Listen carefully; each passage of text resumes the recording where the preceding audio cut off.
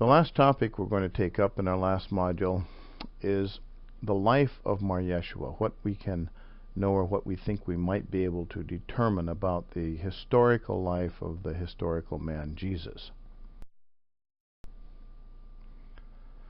Now, there have been many, many biographies of Jesus written. Traditionally, they are fictions that are written based on what we call harmonies of the gospel stories, because each gospel story is different. It has a different timeline and a different order of events in it. And these were quite popular after the advent of the novel, and especially in the 19th century. And now in the early 20th century, they began to appear again. And now among fundamentalists and evangelicals, there are even more of these. They're presented literally and uncritically as history. Things like the virgin birth and the visit of the Magi and all the miracles are presented in a very uncritical way, without a real deep understanding of the literature. And the missing years of Jesus are usually filled in with the idea of he would be a carpenter in Nazareth with his father. That's in spite of the fact that there was hardly any wood there to work with.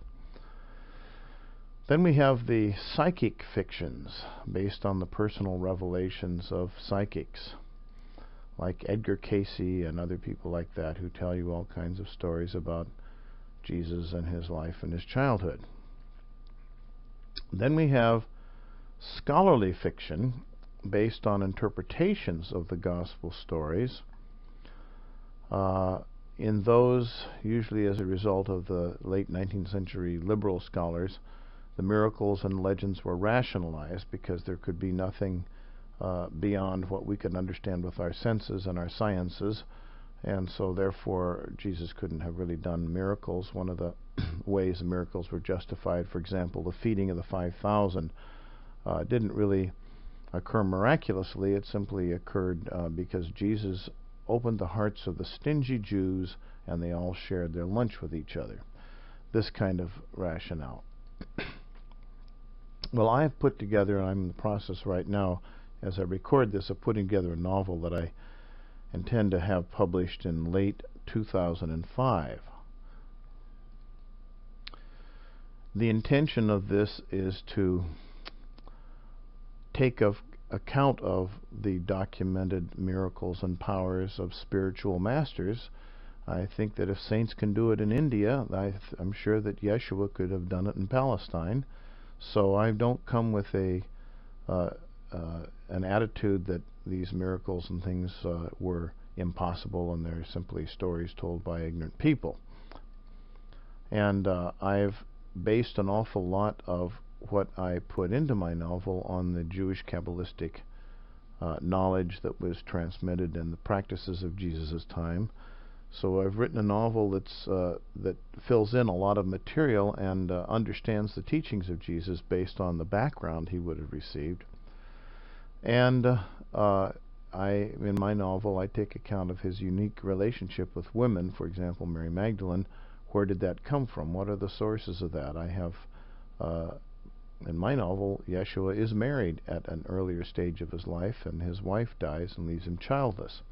And I think that is a good explanation for why he was so different than the other rabbis, even though he was clearly not married at the time of his ministry.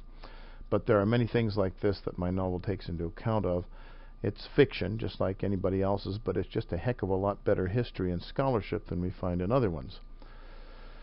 So it becomes a way for me to present as best I can the historical teachings of Jesus and their Jewish sources. And so my novel comes not only as a novel with a story, but it also comes with a big glossary at the end of the book to explain a lot of terms and concepts that we'll be using. And there are many overlooked clues, I think, to the missing years of Yeshua, and the novel deals with these things. So I'm going to be publishing this in late 2005.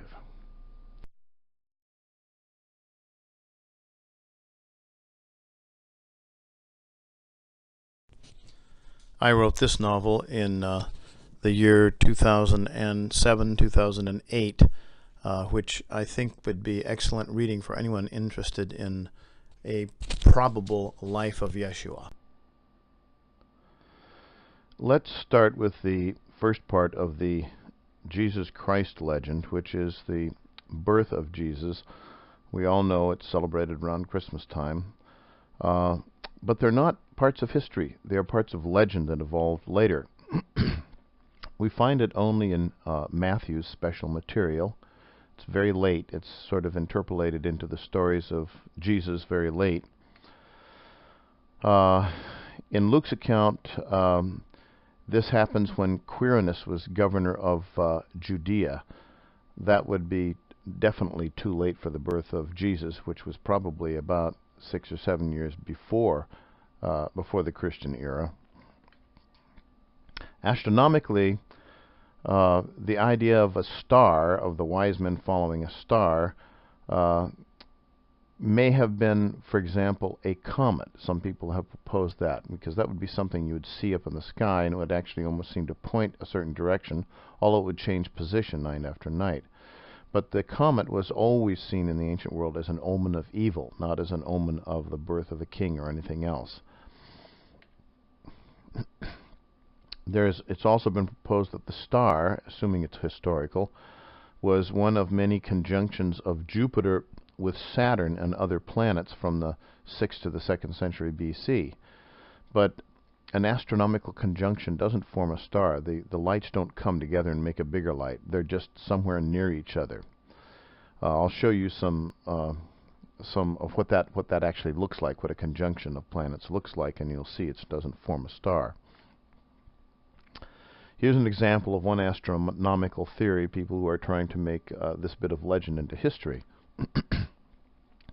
The astrological theory that, of course, the Magi were astrologers. That was the home of all astrology. Vedic astrology began in Iran, in Persia, and the priests of Zoroaster were experts at astronomical prediction and the use of the stars, etc. Mostly it had to do with constellations, not so much with planets, but it later on had to do with planets.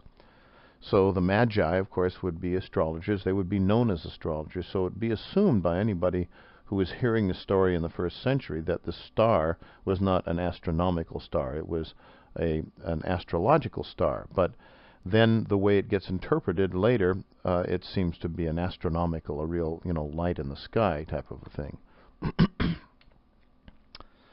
Now, according to this theory, the star of the Magi was an astrological sign, which only they could interpret, but no one else would have been able to see it. It was just something that they would interpret on a piece of paper with astrological interpretations. But in fact, the Gospel account has a star that's moving and coming to rest over the manger in Bethlehem. That, of course, doesn't make any sense at all, astrologically or astronomically. If there was a visitation by Babylonian astrologers to the manger, we have to ask the question, well, why do Mary and the brothers of Jesus in Mark's Gospel think he's crazy when the mission begins and he preaches at Peter's home? Why was Jesus stoned and driven from his own village of Nazareth after preaching in the synagogue? How did he grow to manhood without notoriety if all these kings and these great people had come to pay homage to him? Why does his mother seem to forget all about this in the later stories? Well, those are just a few questions we might ask historically about this. Luke also tells one version of this without the Magi. We also have two versions, one of which is the star is seen by the shepherds and they come to worship, and the other one is the star is seen by the Magi and they come to worship. Luke's version is written about 70 to 80 AD. Matthew tells a different one with the Magi, and it is written about in the same period of time. But Mark, who writes one generation earlier than Matthew and Luke, omits the birth or any details about the birth, all the childhood. He starts with the mission of Jesus as he starts preaching. And this is written around 50 to 60 AD. So the birth legends are very late. And we find that by the time of the 2nd century, we have not only birth legends, we have infancy legends that are added. Not only that, the birth of Jesus, the birth of legends of Jesus from a virgin, etc., are the very same legends that are told about the birth of Mithra, that are about 2 centuries old, how he comes and he is born of a virgin, and he grows up and he preaches to humanity and leaves behind, etc. The parallels between Christianity and Mithraism are very, very high when it comes to these kinds of legends. So there's a great deal of Christianity that perpetuates a religion that it was displacing and taking over, which was called Mithraism. And in it we find the Immaculate Conception and all this other kind of stuff we find attributed to Jesus. So this kind of stuff is not history, and it's not historical.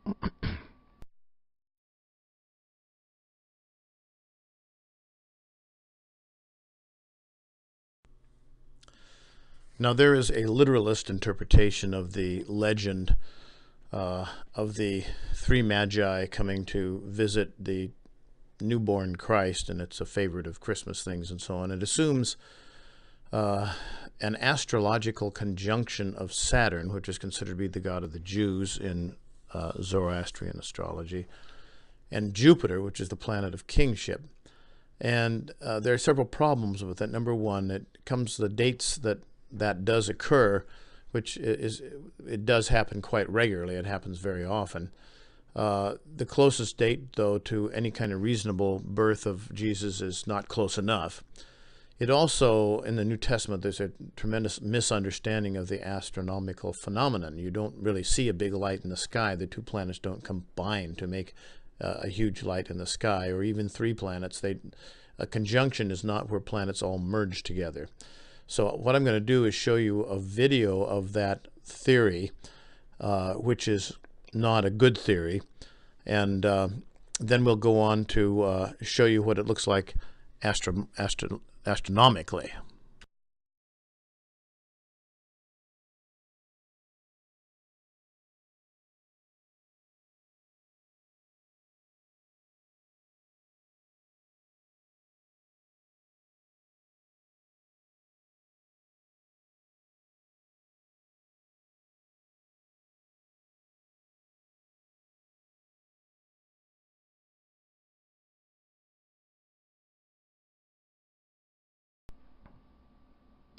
This is what astronomical conjunctions and retrogrades that would actually appear.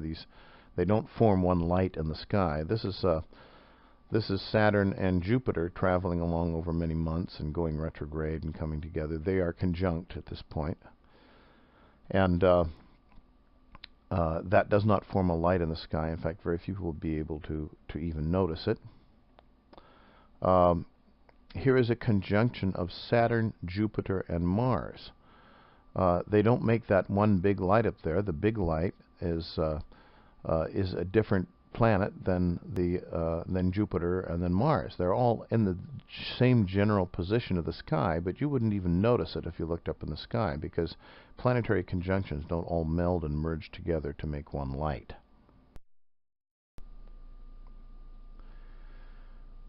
Well, if we start with the birth and the parents of Yeshua, legend tells us that he was conceived immaculately, in other words, without the sperm of a human father, and that his mother was a virgin. She had had no children beforehand, and she had never known a man.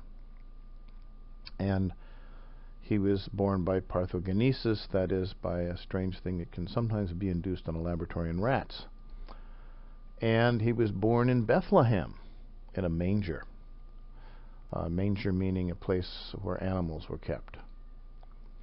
And according to the legends, the 3 priests, Zoroastrian priests, the Magi, who were brilliant astrologers, had seen his star in the sky, although in the New Testament the star is actually represented as a physical phenomenon, not as an astrological configuration, and they come and pay homage to the baby. Leaves a lot of questions. One would wonder why later on his mother Mary and his brothers and sisters would try to come to him when he had begun his ministry, thinking he was crazy and taking him away from it and so on. If his mother was aware that he had the ministry of being the Messiah, why would she change her attitude toward it later in his life? And in this story, they flee to Egypt in order to fulfill the scripture that says that out of Egypt I have called my son. And Bethlehem also fulfills another scripture and so on. And in the legendary birth and childhood of Jesus, he has no brothers, no sisters, no siblings are mentioned. Now here's the probable history, however, of the birth and parents of Yeshua. He was probably the firstborn child of Joseph and Mary. He was born and raised in Nazareth. He had younger siblings, of which one, Yaakov, James the Just, was later considered to be almost his equal as a great saint. And there were three others. There were sisters and brothers.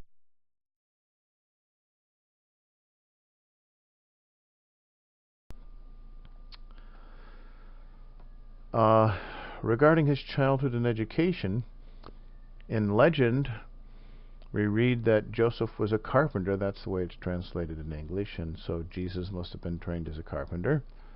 And at the age of 12, when they went to Jerusalem, he was teaching the Torah experts at the temple in Jerusalem. And these are the stories we have. The probable history, however, of Yeshua is that his father Joseph was a stonemason from the lineage of Zerubbabel. In my novel, that's what I emphasize. His father was probably the master of the guild. He was very respected and did a lot of work in the city of Sepphoris, which was very close to Nazareth, and there was a great deal of work being done at the time that Yeshua would have been a young man, a teenager, and growing into manhood.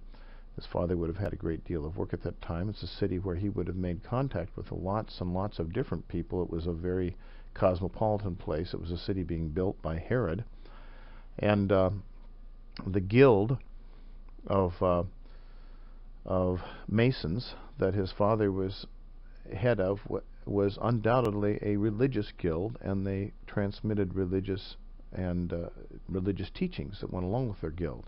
In my novel, this is the Kabbalah of Zerubbabel. And Jesus, as the firstborn, would have been the one who had been allowed to go ahead and become an apprentice. And so he would have been an apprentice and then a fellow craft and presumably a master. During his bar mitzvah at the age of 12 or so, he and his family made a Passover pilgrimage to the temple, which would have been standard for the firstborn child to have a pilgrimage all the way to Jerusalem to go to the temple for Passover. And at that place may have been the time when Yeshua in fact did encounter a very different kind of Judaism than he knew in the Galilee. The Judaism of the city, of the wealthy temple establishment, of the Pharisees, with their scribes and their very legalistic interpretation of Jewish law that was very foreign to anything he'd seen before. And he would have probably been quite amazed and outraged at the exorbitant wealth that some people had in the Jewish community while others were very poor. He was undoubtedly a precocious child. He was probably learned to read quite early and was involved in his classes and his schooling in the synagogue, may have actually helped teach other children and things like that. So the historical Yeshua would have been not, as some people have said, just another child like anybody else. No, I think he would have been a very precocious child, and he would have been in a family that was fairly well off for their area because his father was a very highly respected member of the community and probably a master of his guild.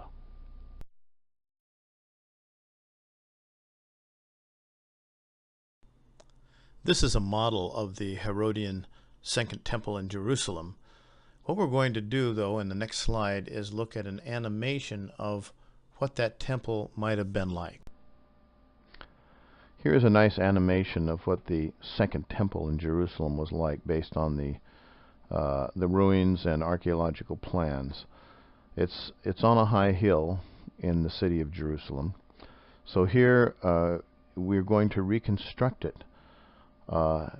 Here's where the great steps existed, the great portico and the great entrance to the plaza up high.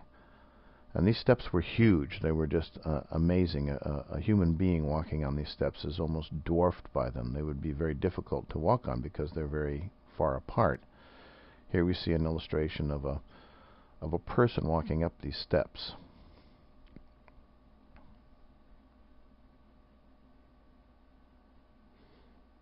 Here are the pillars. It would be around pillars like this that the child, the 12-year-old child, Yeshua, would have had conversation and disputed with some of the Pharisees or other experts, if that actually happened historically. Probably did. Here are some other views of what the temple would have looked like, the courtyard.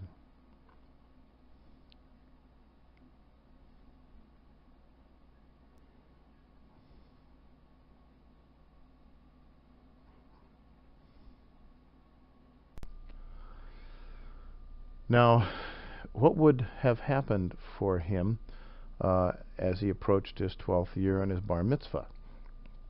Probably he was taught to read first by his father and by his synagogue teachers in preparation for the bar mitzvah.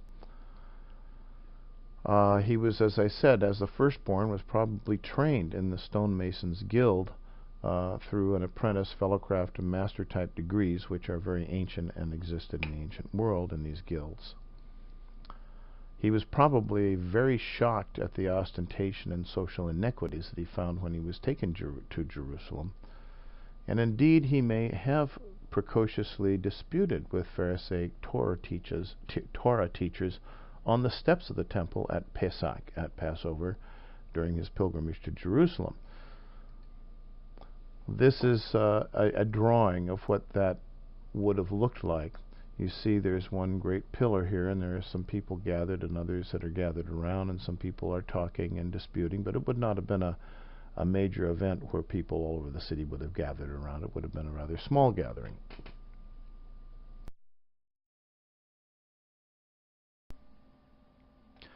Now, Sepphoris was the city that was being built by Herod during the time that Yeshua would have been a teenager and a young man, the time that he would have started working as an apprentice. It was very close to Nazareth. It was a short walk from Nazareth, and it was undoubtedly the place where his father got and derived most of his work, working for the Romans and for wealthy Jewish people in Sepphoris. It's about an hour's walk from Nazareth, way closer than any other places. It was to be a special city for Herod, like a summer palace, a summer home, and it was to be built with all the Roman style, and it was a place that was populated with many, many people who were very cosmopolitan and whose religious views were either non-existent or did not agree at all with the kinds of spiritual values that were found in the village of Nazareth. It was the main focus of stone construction during the years Jesus would have been from about 12 to 20 years old, when he would have been his father's apprentice. So we think that's probably where he went. And he would have learned, he would have come into contact with the broad world, just as he had at Jerusalem at the temple come in contact with very cosmopolitan and inequitable Jewish society in the great capital that had made all the compromises with the Roman Empire. Here we would come into contact not only with with the Roman Empire, but with Greek philosophers and all kinds of other things. Now, he worked there as part of a guild, as part of an order, not Masonic as we think of it today, but a stonemason's guild, which also contained people who did carpentry when there was wood available. He probably worked there as an apprentice and as a fellowcraft, and if he became a master, he would have become a master during that period of time. The Herodian palace was a cosmopolitan place. It was set up to entertain royalty from all over the world and to be a showplace for Herod. there was exposure to all kinds of Hellenistic religions, from probably the mysteries of Hermes Trismegistus to the Mithraic mysteries to even things that had come in from the East, such as the Magna Mater, the Great Mother religion, and so on. There were probably cults of many types in that city. And Yeshua would have grown to manhood in this kind of a work setting. He would have been working in this kind of a situation. In my novel, he makes his first contact and is very broadened by his contacts in this city. And Yeshua was probably a very strong and muscular young man, because stonemasons have very heavy work to do in the sun. So he was probably a pretty strong and muscular person. As a matter of fact, the image we find on the Shroud of Turin, which I maintain is historical, shows a person who is strong and muscular and has endured a great deal during his life.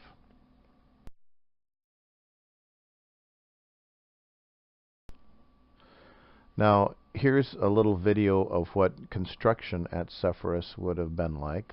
We have some of the archaeological remains of it left over, and we can reconstruct what the city looked like. We have a pretty good idea of what it actually looked like as it was being built in the time of Yeshua.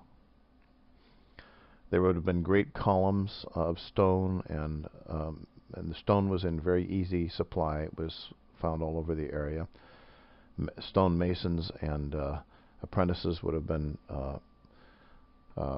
shaping the stone, and other people would have been carving in it, etc. Now we come to what we call the lost years. Nothing is said about the life of Yeshua until he begins his ministry, presumably in his 30s, in Mark's Gospel. Mark's Gospel simply starts with his going around and preaching the gospel of the coming kingdom. Matthew and Luke tell stories about his childhood a very little bit. They both tell the birth stories. They each give a lineage. They give a genealogy of Jesus, one through his mother, Luke through his mother, Matthew through his father, both to presumably show that he had credentials as a priest and as one who was related to King David, because they would have seen him as the Messiah ben David in the writers, among the writers of the New Testament, the Gentile writers. And very little else is said except for Luke's account of the precocious encounter he had with the scribes and the Pharisees at Jerusalem. So what happens here? Well, later, 2nd, 3rd century, we get all kinds of wonderful, what we call infancy narratives, about stories about Jesus when he's a child. When he was a child, he would model clay birds, and then he would cause them to come to life and fly away. And if he got mad at a playmate, he would strike him dead. And then if people got unhappy with him for doing that, he'd bring him back to life. All kinds of wonderful stories. They're pretty much extensions of what we have in the Gospels. Infancy stories. What are the lost years then? Well, traditionally, he worked as a carpenter in Nazareth until the age of 30, when all of a sudden he emerged on the scene, gangbusters. He never married, which is highly unlikely for somebody in the age of 30. And a bunch of other highly improbable things are the speculations that most people make about the lost years of Yeshua. And that includes people like the Mormons, who say that he visited America and the American Indians. Practically every country has some kind of legend about how Jesus visited them, whether as a young man going with Joseph of Arimathea to England to the tin mines, or whether he was in India, or as Saint Isa, or whether he was in Africa. We have stories all over the place. Everybody that became Christianized and became Christian had to have a legend of Jesus during the lost years being in their territory. However, I think it's quite likely that Yeshua was in Babylon. There was a very close relationship between Babylon and Galilee. In fact, very much of the spirituality of the two areas was very connected with. There was a lot of trade. There was a lot of connection back and forth. And Yeshua certainly emphasizes the Son of Man theology and revelations from the school of Daniel in Babylon. The school of Daniel, as I call it, was a prophetic school or prophetic tradition based on the revelations, the apocalypses and revelations of the prophet Daniel. We have stories of Jesus in India, and there are some very interesting artifacts or claims for artifacts to have been found that claim that Jesus was in India and different places. Here's one of the books, Jesus Lived in India. Of course, the Indian Christians would claim that Yeshua was there, and then other people have claimed they've seen literature about a Saint Isa and so on, although it's never been produced. Supposedly it's held by Tibetan Buddhists. So supposedly he traveled the Jewish Silk Road during those days, and he studied Buddhism, and he died of old age in India eventually. These are some of the stories. And according to Islam, Islamic traditions, Yeshua did not die from his wounds on the cross, and he was taken to a place far away where he lived to an old age and was considered to be a very wise man. There are lots and lots of stories like this. The legend of Saint Isa, I will mention one more time. Travelers to the great and mysterious masters of the Himalayas, the great lamas of Tibet, who were so mythologized by theosophy in the late 19th and early 20th centuries.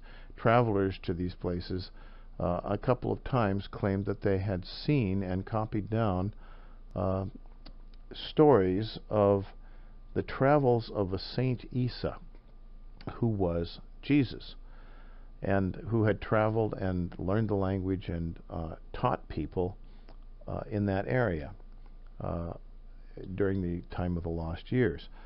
Now, we never have ever gotten any such manuscript to examine, although people supposedly have copied down parts of it. Even people as credible as Nicholas Roerich have made claims for the Saint Isa legend. So it's a little bit difficult to configure for a lot of scholars that this would be the case. On the other hand, there is a great deal of the teachings of Jesus that are unique in Judaism, and while they can be, most of them, traced back to Jewish traditions and Jewish wisdom and so on, there are some of them that really sound a lot like Buddhism. That is, basic ideas of certain things that are somewhat Buddhist. Certainly not the atheism of Buddhism, but several other things. So Yeshua may have had some contact with Buddhism. There was quite a lot of contact in the ancient world. So in the legend of Saint Isa, he's an itinerant teacher as a young man, and he travels all the way from the northern regions of India into Tibet. Then there, of course, are the Thomas legends of the Apostle Thomas, who is called the twin of Jesus, traveling in India. And those are legends that may have more substance to them, because we've actually found at the tomb of St. Thomas the Apostle, we have seen inscriptions that are written in a dialect of Hindi that died out after the 2nd century, so it could not have been something that happened in the 4th or 5th century that was claimed by legends brought there by Nestorian Christians who later colonized India. So there may be something quite real about the legends of Thomas in India. And as I say, he was known as Thomas Didymus, the twin of Jesus, among his own followers. And there's a great comparison to the Buddhist teachings on human perfection and to Yeshua's halakha on discipleship. A great deal more than I think scholars have ever made efforts to look at and find. So there is some indication that lost years may have led to some kind of contact with the East.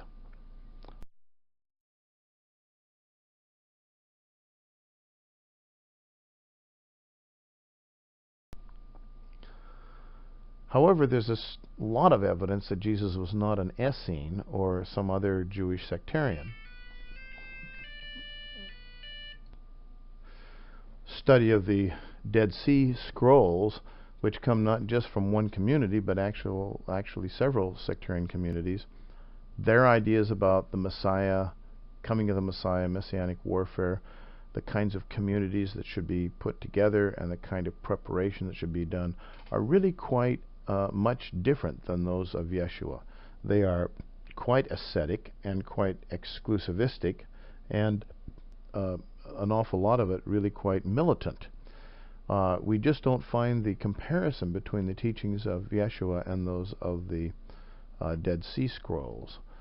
The Essenes, the Zealots, and others would be those who would be more in that camp.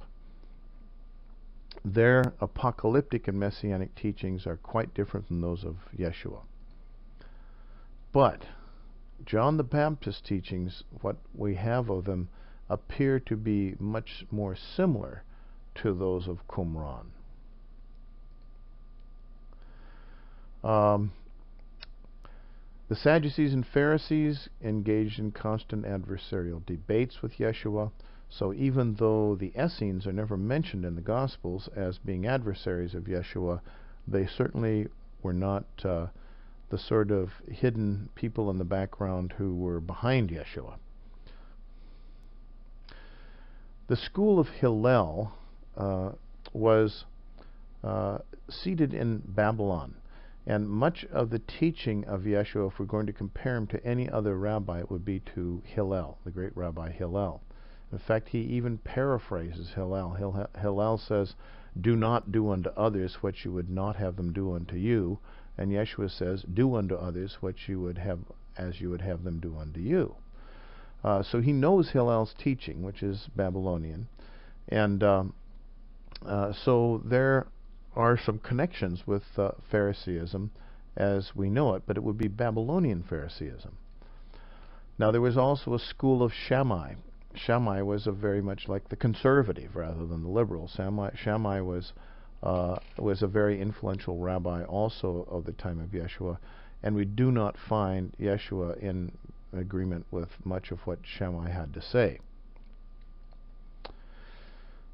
John the Baptist, undeniably there is a link with Yeshua and John the Baptist. In the later Gospels they try to make them cousins or brothers, that is, brothers of the same spiritual group.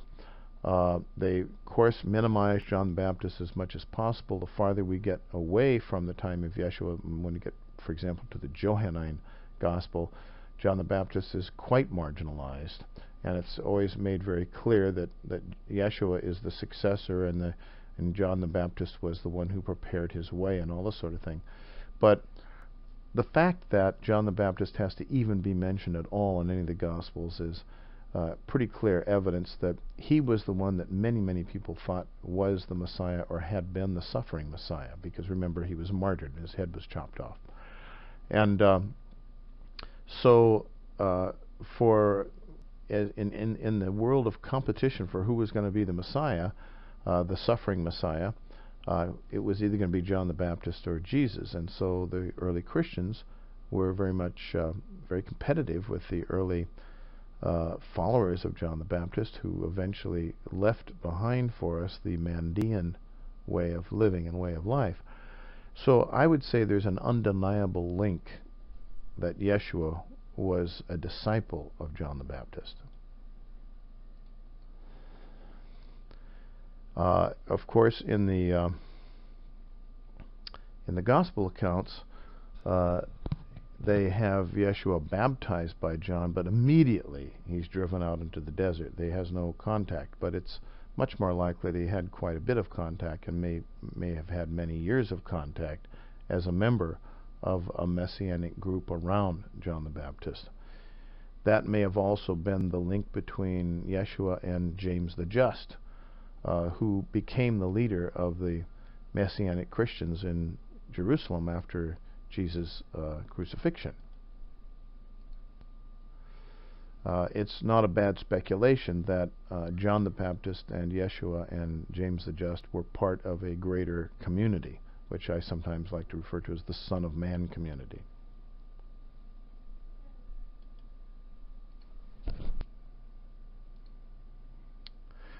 But there are fundamentally different teachings that we find coming from John the Baptist, ones that ultimately agree more with the Essenes and the Qumran community, and fundamentally different halakha, way of walking. John the Baptist is very ascetic. Yeshua is not. He is not an advocate of asceticism.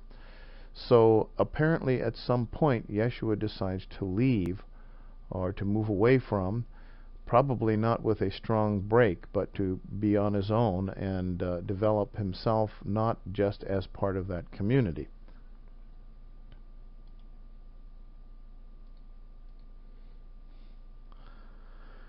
So it's highly probable that he trained as a disciple of John but had fundamental differences and went his own way eventually.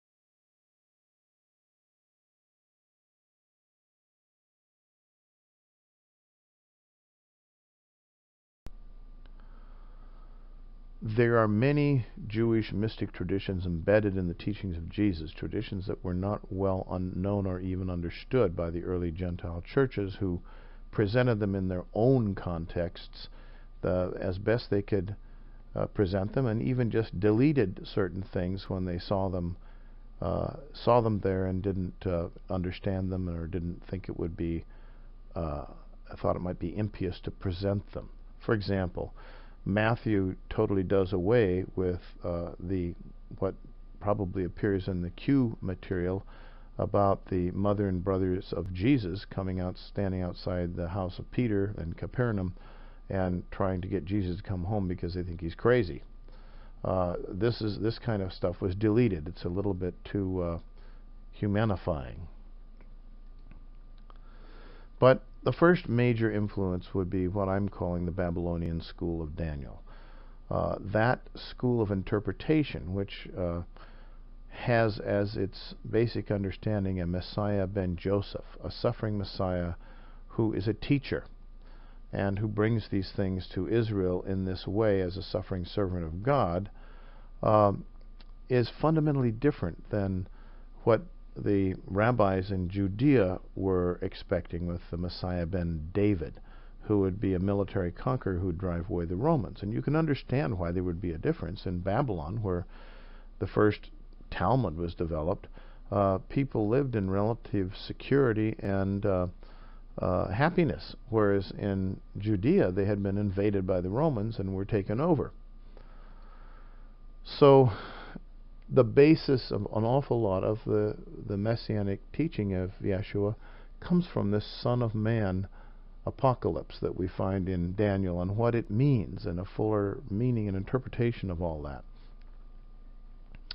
As I say, it is the Messiah ben Joseph, not the Messiah ben David, that Jesus emphasizes. He even says in Mark's Gospel, "Why do you say that the Messiah is the son of David, when in fact in the Psalms he calls him my Lord," and so on.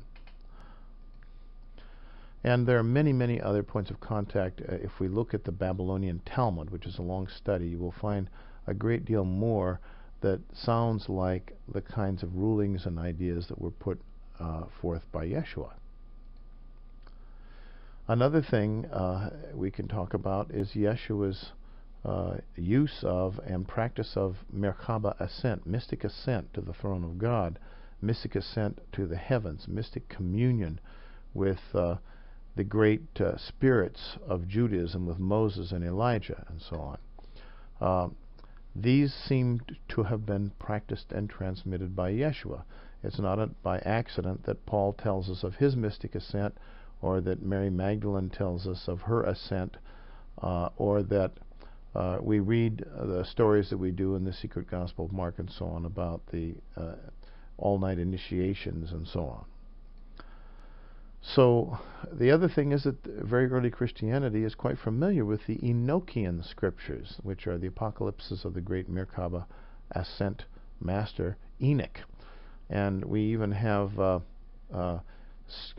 lines from the Apocalypse of Enoch quoted in early New Testament epistles, even though the book was not included later as part of the Christian Old Testament. And then another great influence was the style of the Rav, the great one, the Rab, who comes later to mean rabbi, the spiritual master, the charismatic spiritual master in Galilee. Very, very different than what you found in Judea. And unlike those who were the kind of proto-rabbinic interpreters of Torah, these people were charismatic people who were healers and who were in communion with God and went out into the wilderness for their own experience of God. They were shamanic, they were prophetic, they were psychic. They were very, very much centered upon the Ruach HaKodesh, the Holy Spirit, and they engaged in exorcism and healing, even long-distance healing. So the Galilean rabbis that we know about, the Galilean spiritual masters that existed at the time of Yeshua, were probably a very, very strong influence on him, and give us some clues as to how he himself came in contact with much of his knowledge and his spiritual inner knowledge. And then we must look at the influence of the mysticism of the prophets and the prophetic morality. Yeshua took prophetic morality even deeper than the prophets had, and he took it to the heart and to the intentions. He was a person who lived very much in the style of Elijah. He did not have a wife, but he didn't require rigid asceticism of his disciples. He was a person who lived as a prophet had lived, and who carried on and was able to manifest the miracles that the prophets like Elijah had done.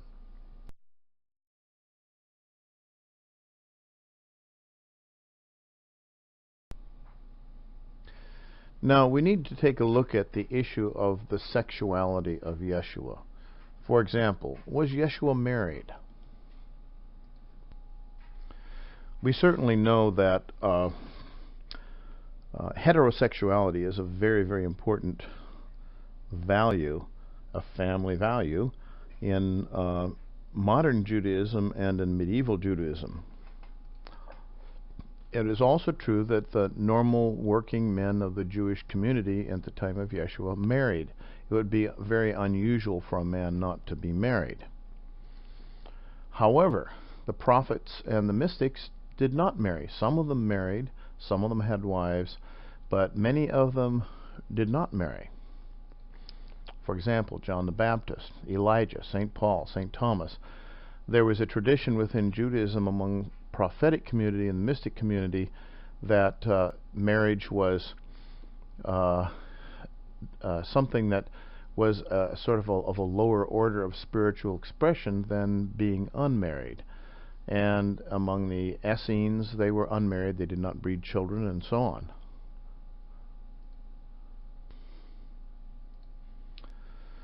on. Many of these people were ascetics. They practiced asceticism in their diet and in many other kinds of ways. And John's hair shirt and eating little bugs soaked in honey and things like that. Now, it's clear that Yeshua was not married, but he was also sexually ascetic. He did not have a partner. And yet he did not advocate extreme asceticism to his disciples. Some of his disciples were married. He didn't tell Peter to leave his wife. Some of his disciples were unmarried. He didn't tell Thomas to get a wife. He taught, and this is from the special material in Matthew in the 19th chapter, which I think is probably authentic. Some are born eunuchs. The word eunuch means a man who is not interested in being married to a woman. Some are made eunuchs by men, that is, they're castrated in the courts of kings. And some make themselves eunuchs for the sake of the kingdom of heaven. And he himself would be in that category. That is, he's made himself sexually inactive. He has made himself sexually ascetic for the sake of the kingdom of heaven. And then he says, whoever is able to receive it, let him receive it. And this is a statement that there is no one way. There is no one ascetic way for things to be. It's also a very important statement, I think, about the business of homosexuality, because he refers to men not interested in women as eunuchs. He doesn't refer to them as evildoers and sinners.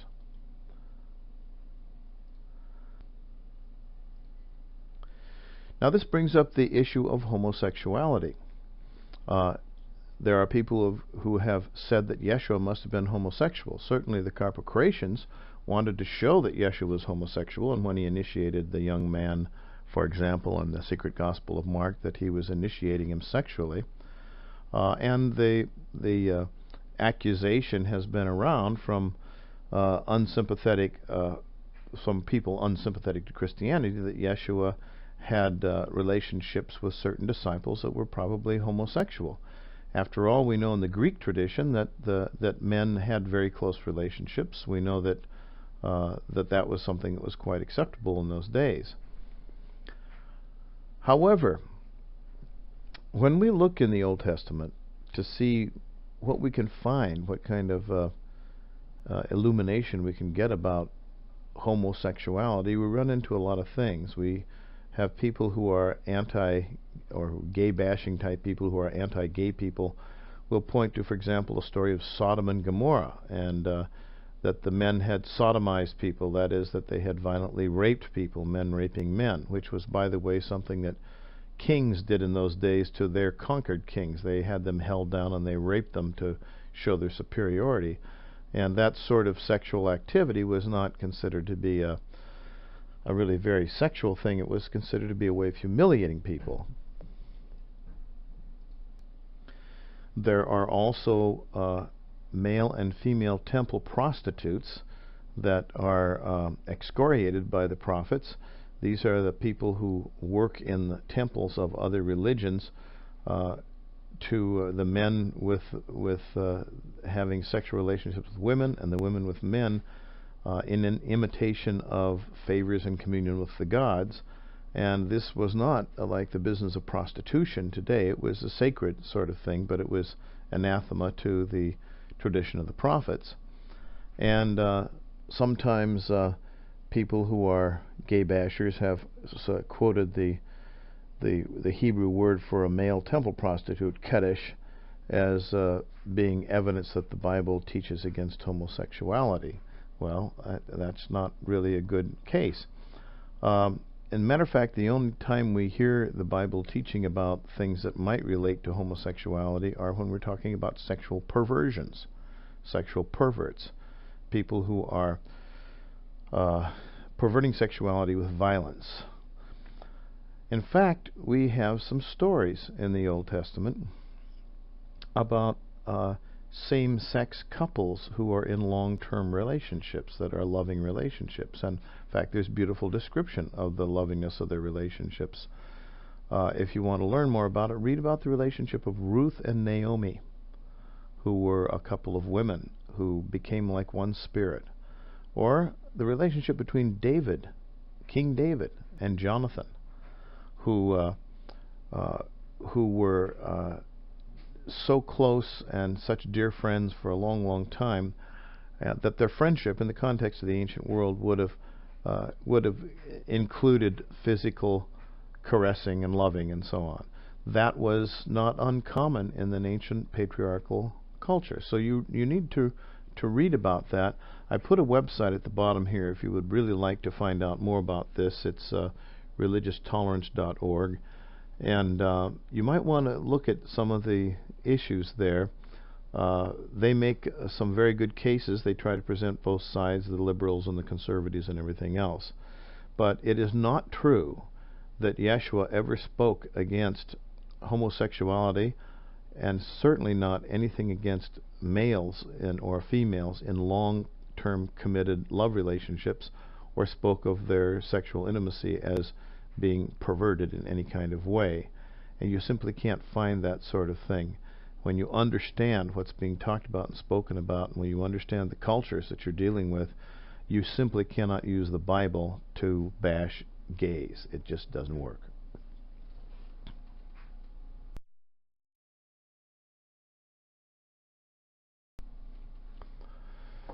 So what was his relationship with Mary Magdalene? This is a very popular thing today. People want very much for Yeshua to have a lover. They want to have a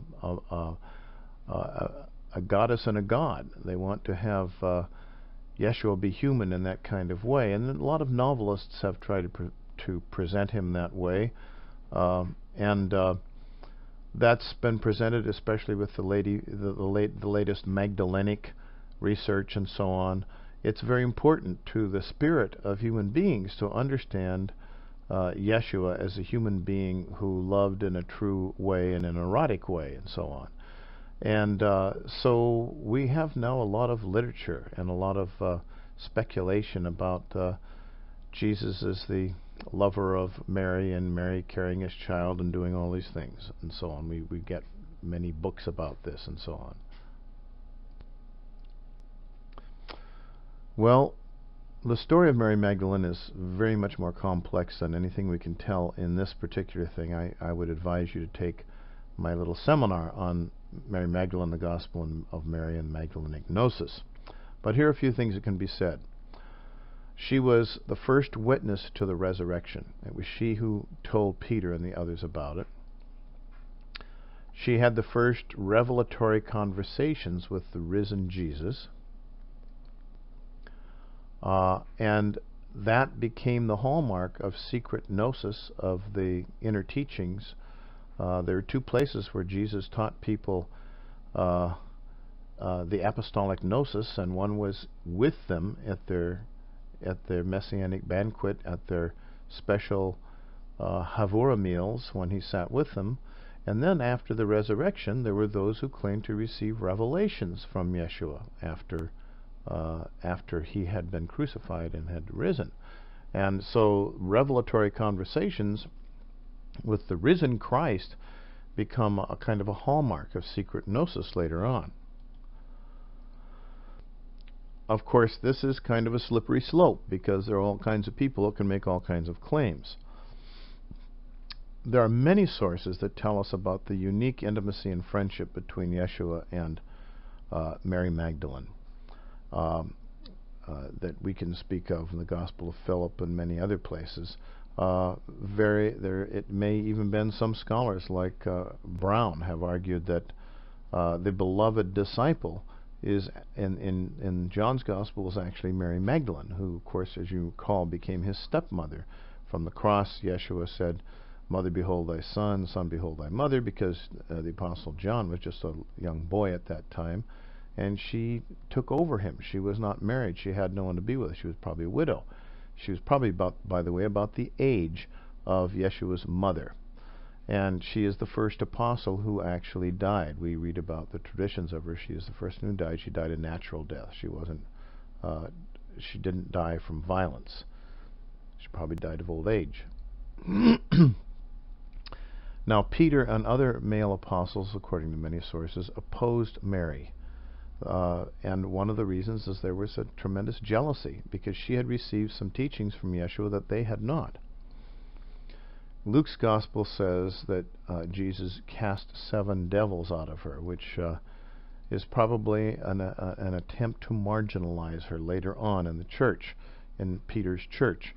The implication that she was possessed or otherwise unclean. In fact, that casting out of 7 devils is probably an initiatory process, very much like the Hermetic process of initiation. And that kind of slander was used to marginalize her because she was a woman, and by this time women were not allowed to speak in a church anymore. Women no longer had authority. In the generation immediately that had been with Yeshua, there were many female disciples and apostles, and they were, we read about them in the book of the Acts and even in Paul's epistles, but boy, they disappear within a generation, and all of a sudden all the authorities are male authorities in the church, and the marginalization of Mary Magdalene is part of that. 3 centuries later, a pope declares the Magdalene to be the same person as the anonymous repentant prostitute of one of the stories, one of the gospel stories, and now she gets the reputation that she was a prostitute who had sunk into deep deprivation and then been saved by Yeshua, and that put the final bit of marginalization onto that. But she was not a repentant prostitute. She was a very mature and faithful supporter, an older matron, probably the closest, most advanced disciple of Yeshua. And so I strongly advise you to go through my little seminar on Mary Magdalene as part of the Wisdom Seminars. And there is no evidence whatsoever that she was Yeshua's wife or lover. That is simply legend that was used later on to different people's advantage. For example, the Merovingian kings of Gaul in 4 centuries after the time of Yeshua claimed that they were descendants of the child that Mary Magdalene carried in her womb from Jesus, and so they carried the holy blood, the blood of Jesus, in their veins. So funny that nothing had popped up for 4 centuries, and then all of a sudden there it was. But they used that in order to keep their authority, and they never cut their hair. They were called the long-haired Merovingians. People thought they were invincible. Nobody dared to fight them against them because they carried the blood of the Christ in their veins. But they were eventually defeated by Charlemagne, and then the Carolingians usurped the Merovingians in the 9th century and so on.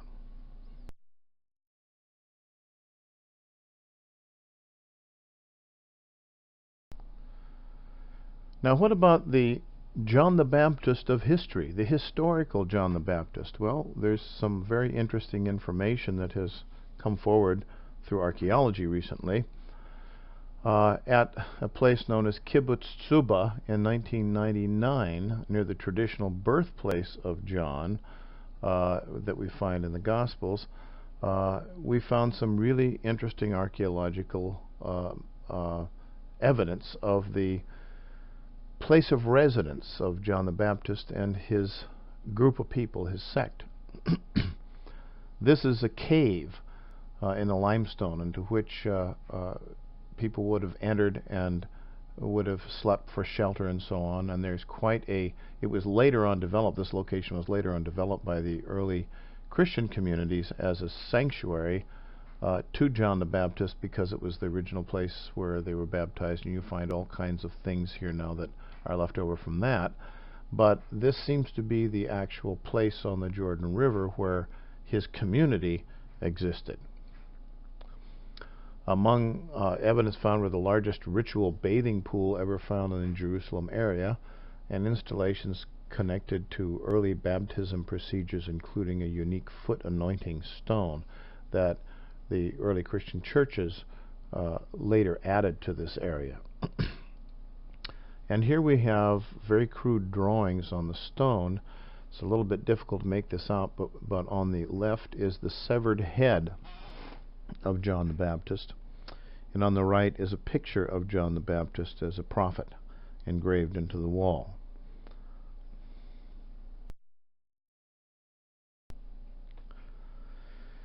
Now, John the Baptist was a prophet of the Messianic age. As you might recall, the 5,000 years had passed as Yeshua says in Mark's Gospel, the season has passed. It's become mature. The time is now here. The time has passed. This eon, this age, this new olam is now upon us. It is the time when the sovereignty of God is going to be made manifest on earth among men through a long process. It's the Messianic age. Now, the Gospel legend tells us of John the Baptist in the Jordan River preaching to huge crowds of people that come from Jerusalem and other places, and then he baptizes them. And it's during one of these mass baptisms that Jesus is recognized by John as the Messiah. Now, in the Johannine story, there's not a baptism. As a matter of fact, the tendency in the Gospels is to marginalize John the Baptist as well and quickly as possible. The later you get down the road, the more they marginalize him, as in the case of John's Gospel, which is probably the latest one, the last one that was written. There, Jesus isn't even baptized. John just looks at him and says, "Behold, the Lamb of God." He's just walking down the road and sees him or something. But in the Markan traditions, Petrine traditions, he's baptized by John, and immediately the Spirit drives him out into the wilderness for the temptations and so on. But anyway, Jesus is recognized by John as the Messiah. There's a connection between the ministry of Jesus and the ministry of John the Baptist. And then, of course, immediately after, which is the way that Mark likes to talk, Jesus did a 40-day fast in the Judean desert where he was tempted by the devil and all these sorts of things. So, and John is understood to be then as the forerunner, because it is said in the later prophets that before the great and terrible day of the Lord, that the prophet Elijah will appear to turn the hearts of the fathers to the sons and the sons to the fathers, and so on. So John was considered to be Elijah, the forerunner to Jesus in the Gospels. Of course, that wasn't true at the time. Historically, John was considered to be the Messiah, and he was considered to be a suffering and dying Messiah ben Joseph by those who followed him when his head was chopped off by Herod. And his sect still survives today in the form of the Mandeans. The probable history, however, is a little different. Jesus seems to have been a disciple of John. He, with John, was involved in the deepest of the Messianic mysteries, the practice of Merkaba mysticism and other mysteries of the Messianic age, and the Malkuth, or kingdom, or sovereignty, divine presence of God. Probably the 40-day fast remembers a final test in the halakha of John, because John was extremely ascetic, and he was quite familiar with being in the desert for long periods of time and eating nothing but bugs covered in honey and wearing hair shirts and camel hair shirts and things. So that 40-day fast may have been a final test in the halakha of John, or it may have been something that Yeshua took upon himself. Anyway, it's clear that he eventually chose to preach independently, probably as a result of the fact that that his take on all of this was a little different than that of John the Baptist. John the Baptist was much closer to the Essenes and their militant views of the Messiah ben David, and Yeshua was much closer to Hillel and Babylon and the Messiah ben Joseph. And so at some point in his discipleship, Yeshua made the decision to leave, probably not a bad break with John the Baptist, but to separate himself and do his own ministry and preach the word in his own way as he understood it. That may have been the background to the 40 days fast in the desert.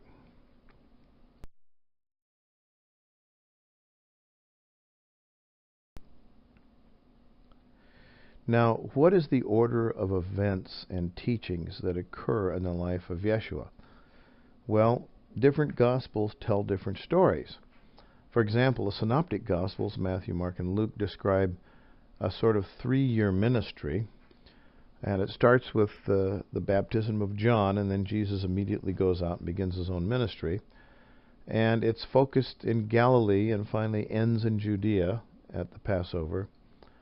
And the triumphal entry in Jerusalem is the first time that Yeshua really comes into Jerusalem, and it's at that Passover that he is crucified.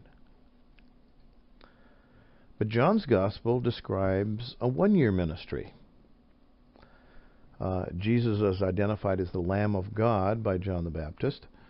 There's no baptism, there's no temptation in the desert.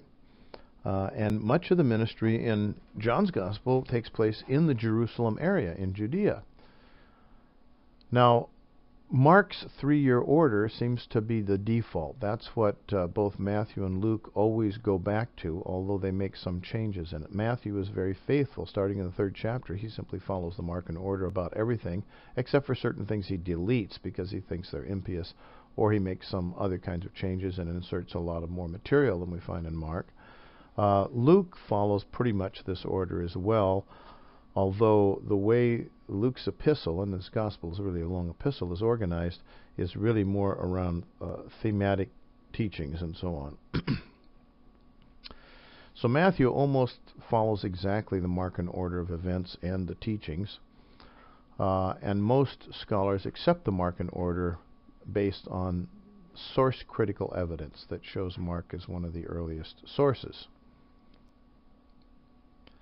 But there are exceptions. There are places where the source-critical evidence isn't as good and as clear as we'd like, and sometimes it even is contradictory. But it's the best that we've been able to do with the source.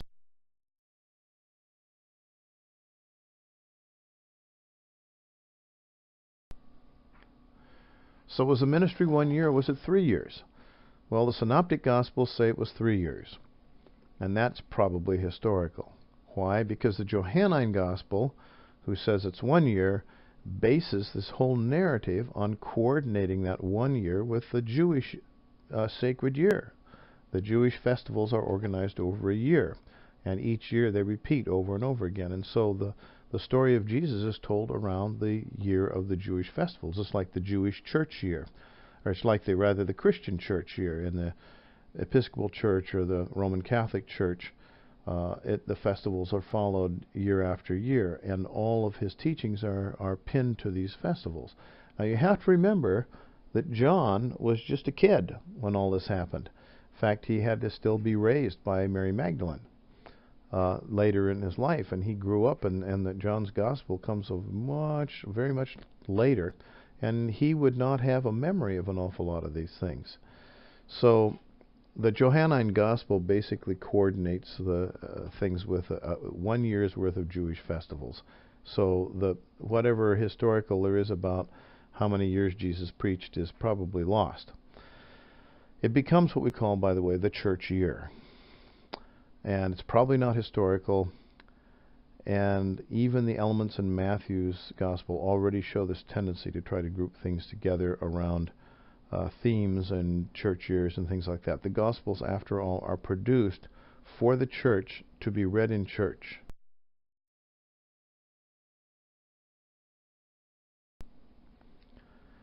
So, what is the Markan order? It goes something like this. The ministry of Yeshua begins in Galilee. Apparently, Yeshua would have come from Nazareth and gone to the community of John the Baptist on the Jordan River. He then returns to Nazareth at some point. Now we have different accounts of the return to Nazareth. Later on in the story, we have the story of Yeshua's return to Nazareth after he's already got disciples and been hailed all around the Sea of Galilee. But there's also another return to Nazareth that may have occurred at this point. And then he centers his ministry on Capernaum, which is at the northern end of the Sea of Galilee, and where he makes his disciples. Peter and his disciples, who are fishermen, join him and Peter, who is rather wealthy and owns his own boat, which is a big deal back then. And in fact, we still have what seems to be Peter's boat, the remnants of it, and of his home, which is will one day become a place of much greater pilgrimage than I think it is today. It's been preserved archaeologically. But in Capernaum becomes the headquarters for Yeshua and his ministry, and he does his teaching and preaching in the various cities and towns around the Sea of Galilee.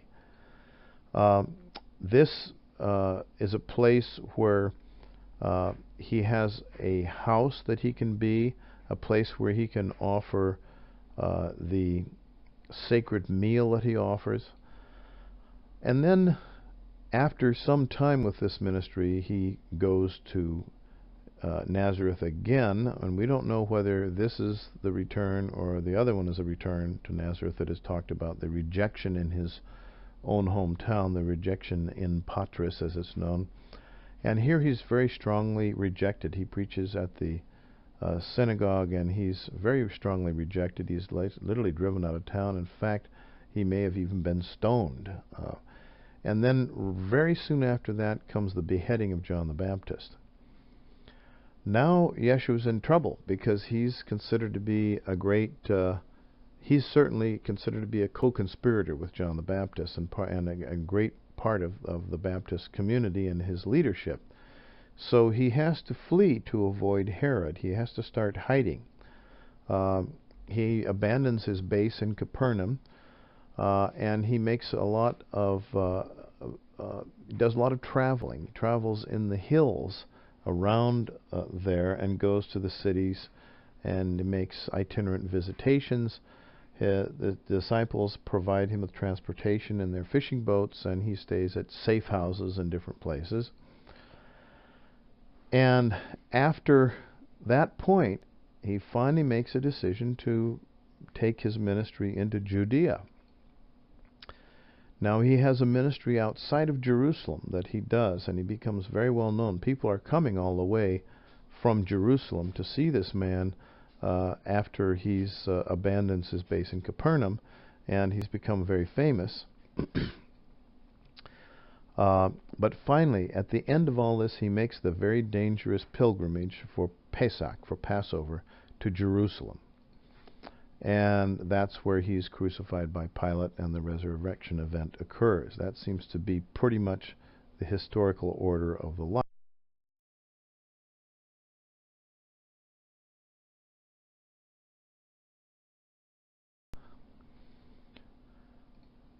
Let's look at the return to Nazareth. Was it the first or second return after discipleship with John? We don't really know. I suspect that the return to Nazareth that we see described in the marking material is the first return, and there was only one return to Nazareth, just one. He basically gives the prophetic teaching in the synagogue. He says, what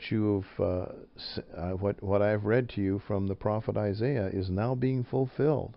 This is the time. This is the Messianic age. And that was not acceptable to the elders of the synagogue because that was very dangerous stuff to say. It was basically saying it's time for the Messiah ben David to come and raise up troops and fight the Romans. And that's, of course, not what Yeshua was saying, but it was very dangerous stuff. So when he stood and read the scripture that was scheduled at the synagogue, just like children still do today, or people still do today in the synagogues, and then after reading it, he made his comments on it. People knew that where he stood, he was a Messianic Jew. He was of the party of John the Baptist. He was telling people that the Messianic age was upon us, and that was something that could be very dangerous, especially in a place like Nazareth and in Galilee. So he was rejected. He was actually forced to leave. He was driven out of Nazareth, and many scholars think he was possibly stoned, or they attempted to stone him. And he was forced to wander, and that's what then put him eventually to Capernaum, and where he began his preaching and made his first disciples. So later, his mother and his brothers go to Capernaum and hear of what he's doing and go probably to Peter's house, and they think he's crazy. The way it says in Mark is that your brothers and brothers are here and they want you to come with them and leave and so on. By crazy, that might mean what he's doing is dangerous. He's going to get in trouble with the Roman government. Or by crazy, they might have meant they thought he was crazy. Anyway, they tried to bring him home. And that's where Yeshua looks around all the people around him and says, "Who are my mothers and my brothers? Whosoever knows the will of God and does it, the same is my mother and my brother." And that's where that famous statement is made. So he is provoking Herod, and the word is getting out. It travels slowly but very surely.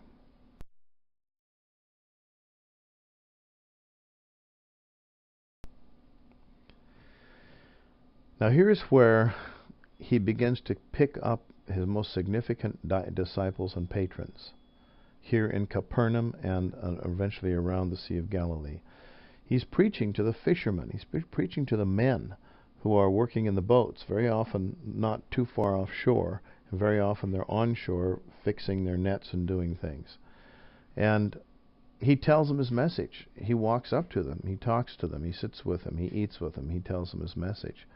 And these men are strong, and they are not particularly interested in being zealot freedom fighters, but they are very, very amazed with this man who teaches them this message and tells them of the Messianic kingdom. And they've heard about John the Baptist, and they've heard about what's going on. And of these people, the most significant disciple he makes is the biggest fish in that small pond, whose name was Peter, Simon Peter.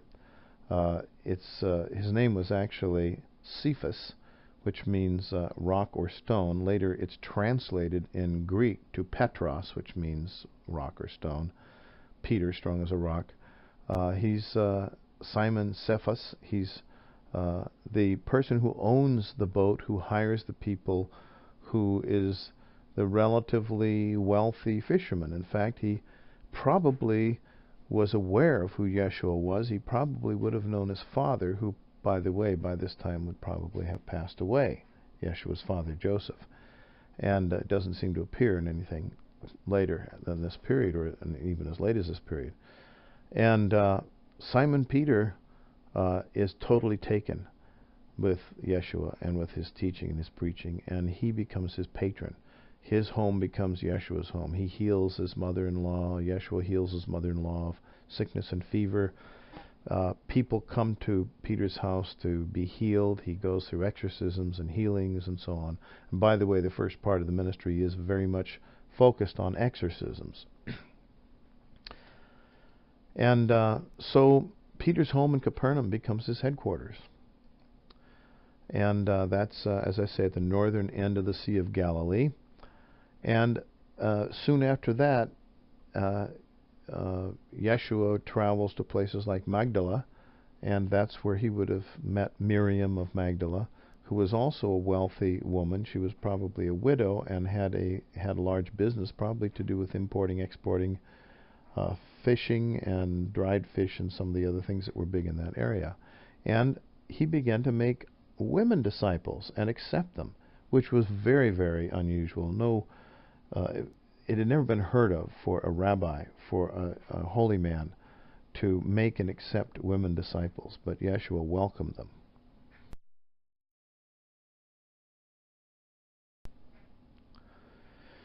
Now, let's look at the development of the mission in Galilee. Probably the most significant thing he did was the healing of Peter's mother-in-law, because that kind of cemented things with Peter and his family.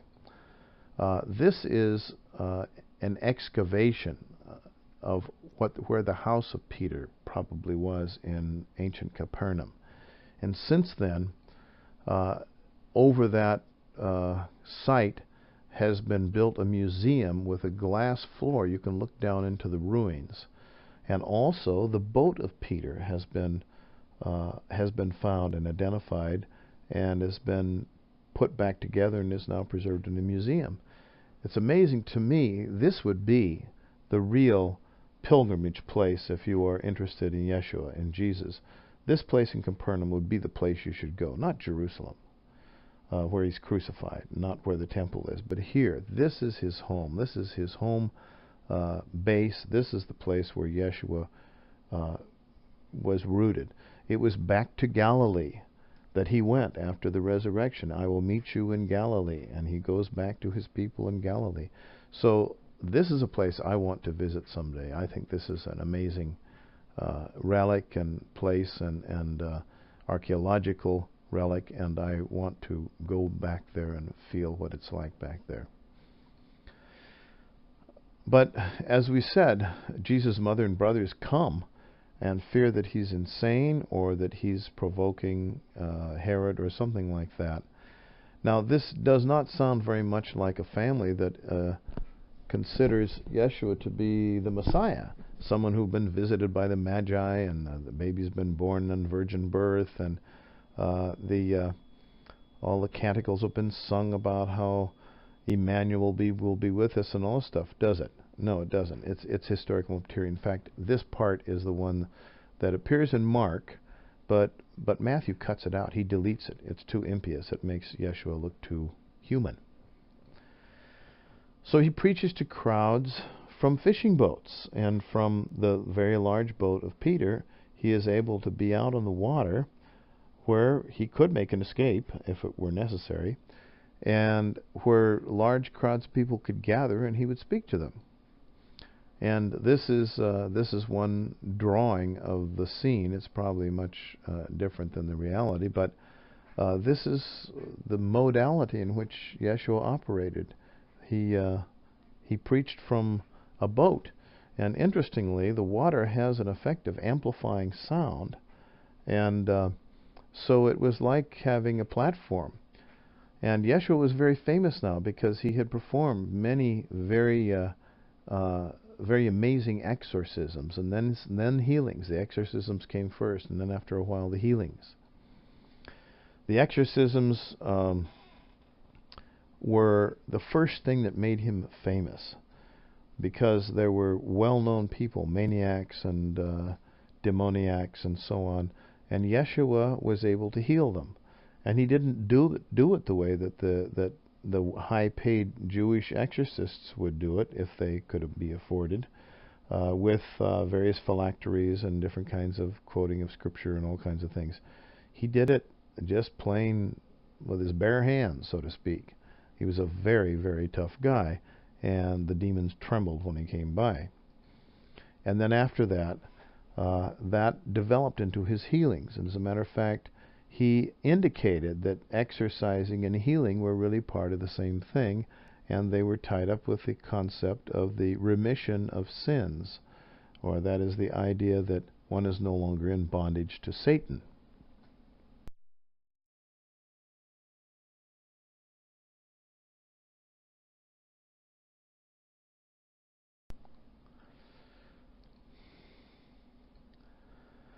The madman of Gadara was very, very famous. He was out on the hills wailing and screaming. Everybody was aware of his presence.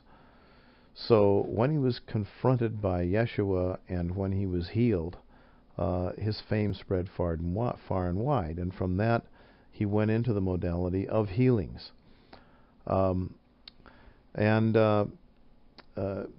People would be brought to him to be healed. A leper from a village would come out, and he would, in Mark's gospel, he heals him, but he says, don't tell anybody, because he's being mobbed by people now who want to touch him, who want to receive healing from him. And he tells the leper, once he's healed, to go fulfill the Levitical law and do the things that are told. But he also demonstrates psychic powers. He knows what people are thinking before they say what they have to say. For example, he meets a Samaritan woman at a well, and he sits down and tells her how many husbands she's had and what's happened there and all this sort of thing, just like a really good psychic would do. Reputation spreads all over that area and all over Judea. And then pretty soon Yeshua is finding that people are making pilgrimages to see him from the area of Judea.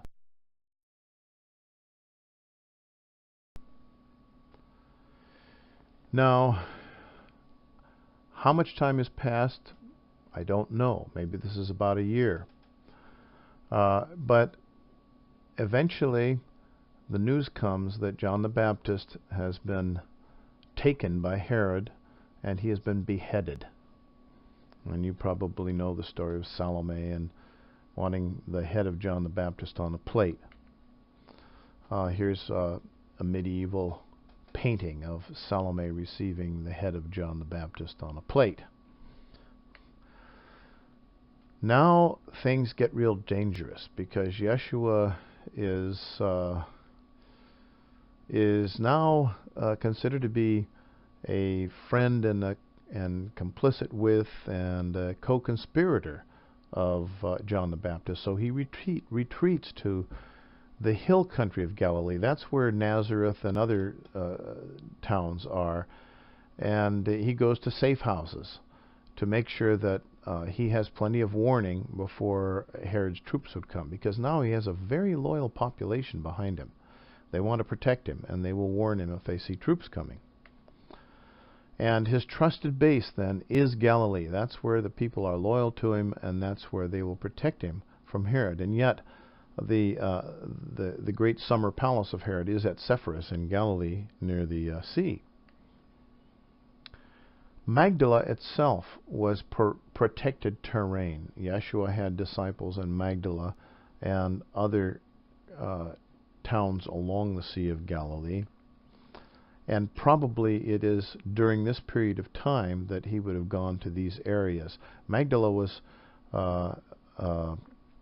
surrounded by cliffs and areas that had in the past been used to defend the territory and the town, and also made for good lookouts. And the term means tower, a high tower, where you can see quite a distance. It's probably at this time that he made the acquaintance of Mary of Magdala. In my novel, he already knows her from events farther back in his life.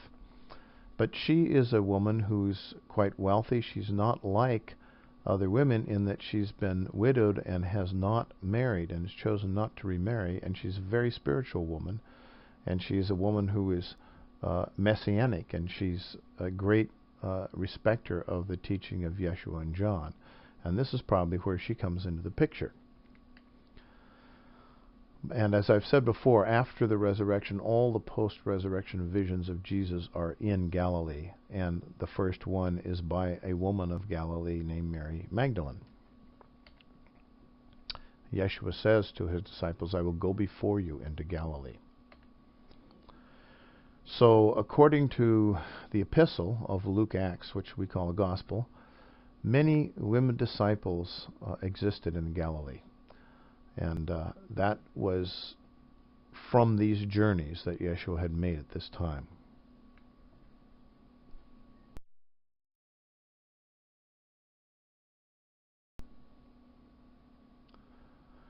Now the ministry expands into Judea. And it expands in that direction simply because the fame of Yeshua has spread so far. And as he does a lot more of his work in the more western and southern end of the Galilean Sea, more and more people come to see him from Judea. Crowds gather. A lot of the teachings of Yeshua that are very famous, the Sermon on the Mount or the Sermon on the Plain and so on, occur at this time in his ministry. Patrons provide food and lodging, and he wanders, he walks. He doesn't stay in one place anymore like he did when he was with Peter.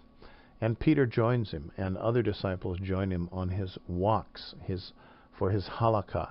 And so there's really a procession that comes with Yeshua. He has an entire entourage that travels with him. And people donate for their food, and they supply housing, and so on. So he's invited now to the homes of some of the wealthier Pharisees who are very intrigued with this person and his teachings. And we have a lot of the stories that are told at this time from probably this era. For example, the story of the anonymous prostitute who comes up and washes his feet with her hair and her tears. The anonymous prostitute that later is supposedly Mary Magdalene, according to a commentator of the 4th century, when Magdalene got hooked up with this reputation of being a prostitute. These stories happen at this time. And it's probably at this time that he made the acquaintance and a disciple of Joseph of Arimathea. Now, he's evolved from a ministry of simple exorcism into totally a ministry of healing. In fact, we don't hear about him doing exorcisms anymore. It's all based on healing.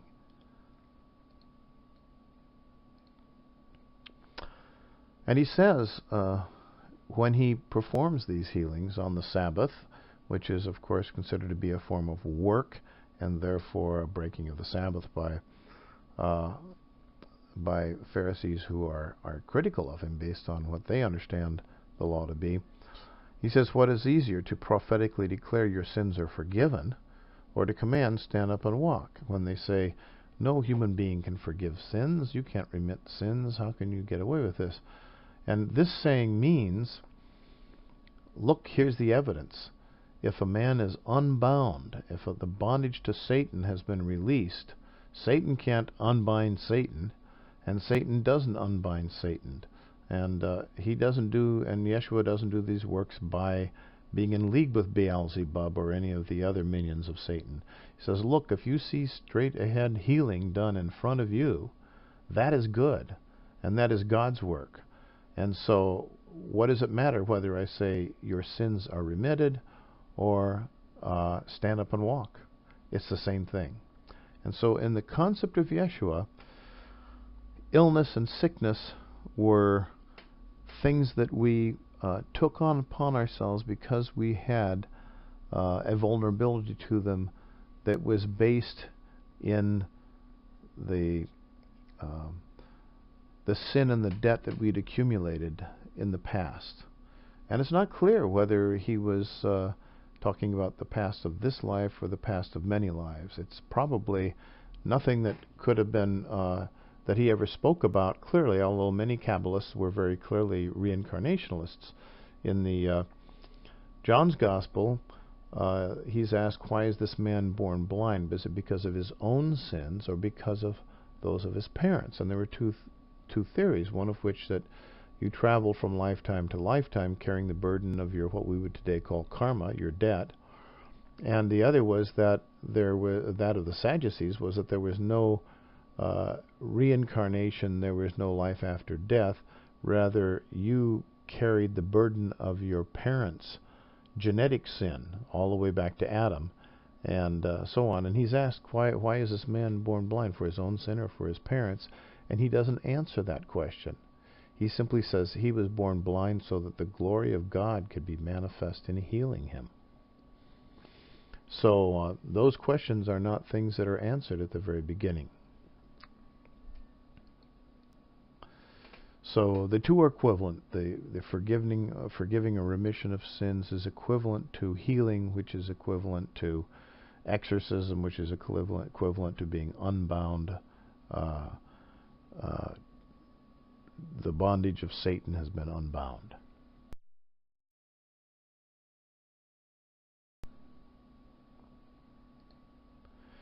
Now we have many miracles spoken about during this in the synoptic tradition. The little girl who's revived from death. He says to her in Aramaic, "Talithi kumi," which means "sit up, little girl," and she sits up. And then he says, "Feed her some food, give her something to eat and to drink," and so on. So these kinds of healings now become more astounding, actually raising people from the dead. And the kind of healing that involves raising from the dead becomes kind of the archetypal Lazarus story, which is very important not only in the gospel stories but later early Christian literature and Gnostic literature. The story of the centurion's son, who's healed from a distance, just like like is done by the Galilean rabbis, the Galilean rabbis. There's a story that we have written down about a man who goes to a famous holy man in Galilee and says, "Pray for my son, he's very sick to the point of death." And the rabbi prays for a moment and he says, "Your son is healed this very moment, the fever has left him." And he says, "Well, how do you know that?" And he says, "Well, if the prayer comes easily to my lips and it flows easily, I know it's answered. If it doesn't come easily and flow from my lips," is the implication, then it's not answered. So this kind of concept was well known in Galilee of long-distance healing and so on. And the healing of the centurion's son is a story where Yeshua says, "Your son is healed." And the man goes home and he finds out that the fever left the son at the very hour when Yeshua said he was healed, and so on. The story of walking on water has been greatly rationalized by the 19th century liberal scholars. They say, well, it meant that they saw Yeshua walking alongside the water, and the Greek word that's used to describe this could mean it was sort of an illusion of seeing Yeshua walking along the shore alongside the water or something. It's sort of like the feeding of the 5,000. These rationalizations. But no, the story is that Yeshua walks on top of the water. There's the story of the healing of the paralytic, the feeding of the 5,000.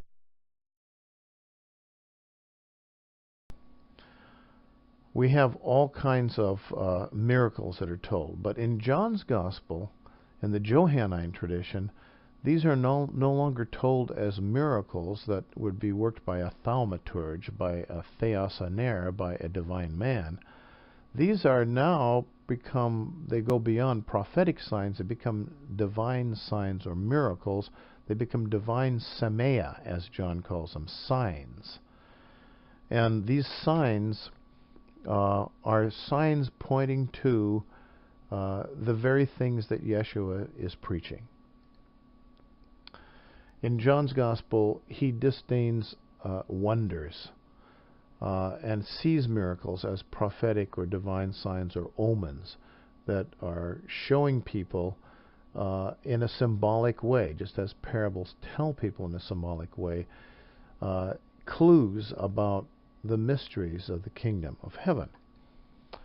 For example, at the wedding of Cana, Yeshua turns water into wine. When Bartimaeus is blind, the story of the healing of blind Bartimaeus is seen as a sign of the giving spiritual sight to those who are spiritually blind. The raising of Lazarus, the most powerful of the signs, is the raising of one from death who's already been dead. And these are all spiritual allegories of the power of the teaching of Yeshua and the power connected with him through heaven.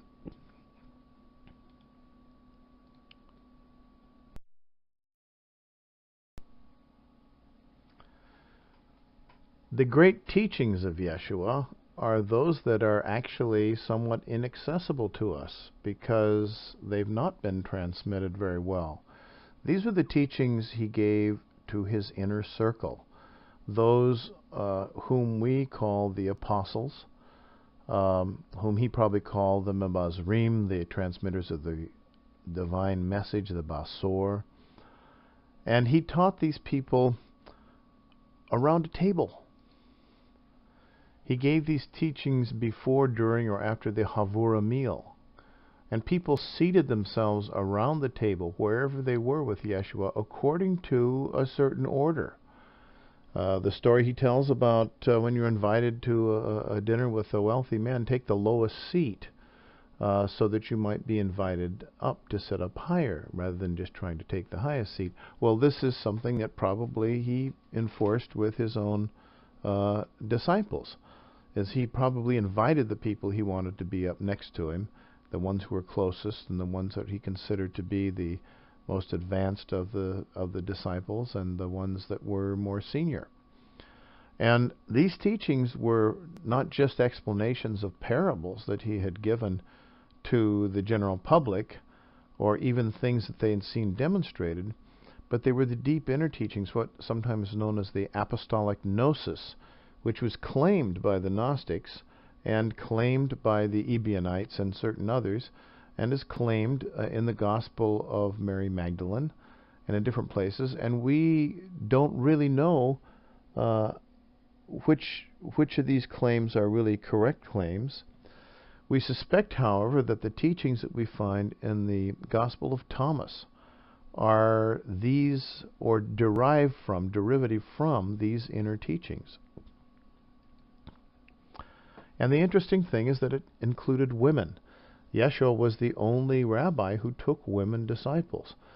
We have a story of Mary and Martha. This is not Mary Magdalene, by the way, who are serving the men for this meal, and Mary wants to come in and listen to the teachings. And Martha gets a little bit steamed because she wants Mary out in the kitchen helping her. And Yeshua says, Martha, Martha, don't be so disturbed. Mary has chosen the better part. It's better for her to come and listen and become a disciple. And indeed, women, more and more women came and sat and learned from the Master, not just in the public, but in private. And so there were many women disciples and apostles in Galilee by the time of the crucifixion and the resurrection. And what did he teach them? He taught them the ratzim, the divine secrets, the divine mysteries of the kingdom of God. And the kingdom of God, the malkuth, which means the rulership, the divine sovereignty, the divine sovereign presence of God in this emerging messianic age, because the time is now. Humanity is starting to transform. The planet is starting to transform. We are in the messianic age. It's invisible. It is spread out upon the earth, and men do not see it. It is invisible, but it is here now. And he is teaching the secrets of this. And these secrets, or these mysteries of the kingdom, involved the visions that were had during Merkaba Ascent, and they involved the realities that were around us at all times and invisible. They involved the secrets of life after death, life before birth. They involved communion with the great saints of the Hebrew saints and prophets. There was much, much more to this. They involved a great deal of esoteric and Kabbalistic instruction and teaching, and it was here that he transmitted that to his closest apostles. I strongly recommend that anyone who is serious about the teachings of Yeshua read my book or take my seminar. Both are actually a good idea, entitled The Kabbalistic Words of Jesus in the Gospel of Thomas. Here we find, through the Logia of Thomas, many, many authentic sayings of the Master Jesus from his inner circle tradition that date back to the AD 30 to 50. It's earlier than just about anything in the New Testament except for what we call the Q source. Most scholars agree on its authenticity, and I've recovered them all and explored them in great detail. So these are special kinds of teachings we call Kabbalistic teachings. They're really, scholars would refer to them as proto-Kabbalistic teachings, because what we call Kabbalah really develops as Kabbalah, as a written down thing in the medieval period. But this is a spoken, transmitted orally from teacher to teacher through the wisdom schools, and this is what Yeshua knew from the Babylonian and other traditions. And the mysteries of all these things can be found in this book, which I've devoted to this entire subject. So I strongly recommend, if you're interested in going deeply into these inner circle teachings, that you get a copy of this book or take the seminar. The book is far more complete than the seminar. Now, in public, Yeshua engaged in debates. He was constantly attacked. And what we call the Jerusalem temple establishment, Pharisees and Sadducees, went out of their way to go see this new prophet who was going through Israel. So they left Judea and went into Galilee, or they went into the sticks out of the city of Jerusalem and into the small villages in Judea to see this man and meet with him and to debate with him, because that was indeed the practice in Judaism. That's how truth was found, was by debate and discourse. And so he debated with people who were the top people in the Jerusalem establishment. The establishment meant the Sadducees, who controlled the temple and the high priesthood, and the Pharisees, who controlled the Sanhedrin, and these were the wealthiest of them and the leaders of religion whose rulings and laws would eventually be made into the Palestinian Talmud and so on. One of the questions he was asked is, why do your disciples not fast like John's? And it wasn't just a simple curious question, it was an accusation. You are a libertine.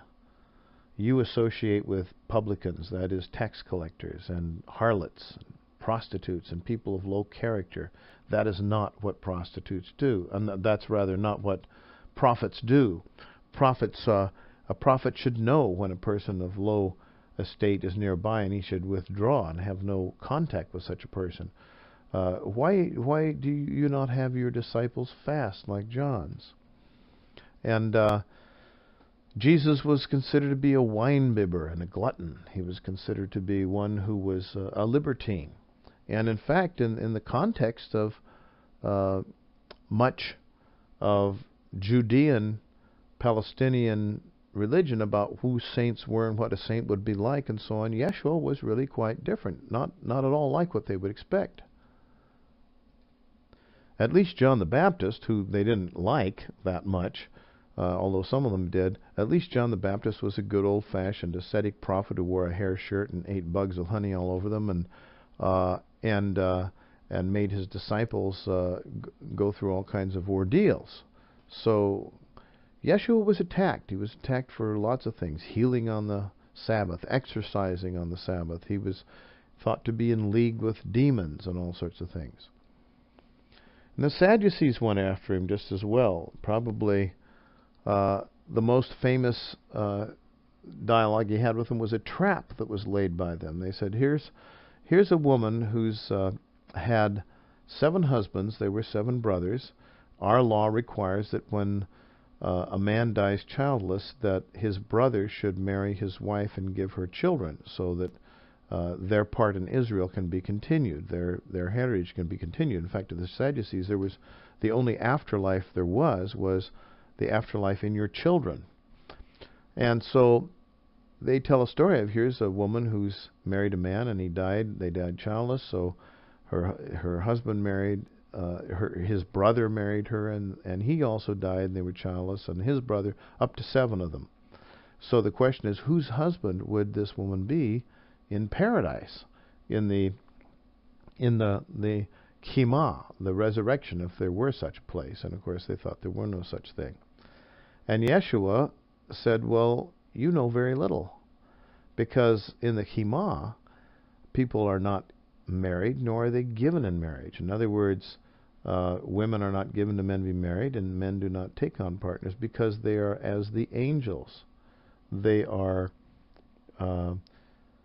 androgynous, like the angels. They don't have sex after death. After death, you are a soul without the characteristics of sex. And so people don't marry, and they're not given in marriage.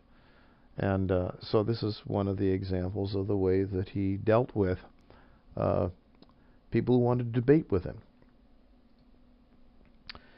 Notably, missing from any of his debates are debates against the Essenes. Probably that's because as an organized group they lived really in communities in another location. And also because a lot of the early Christian churches felt more closely allied to the Essenes because they lived in communities like the early Christians did.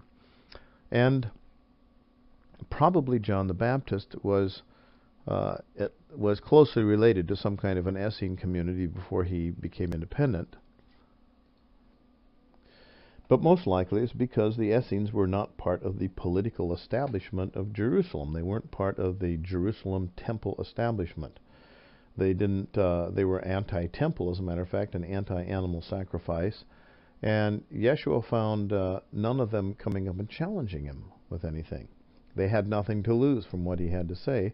They were messianic. He was messianic, even though they had different interpretations.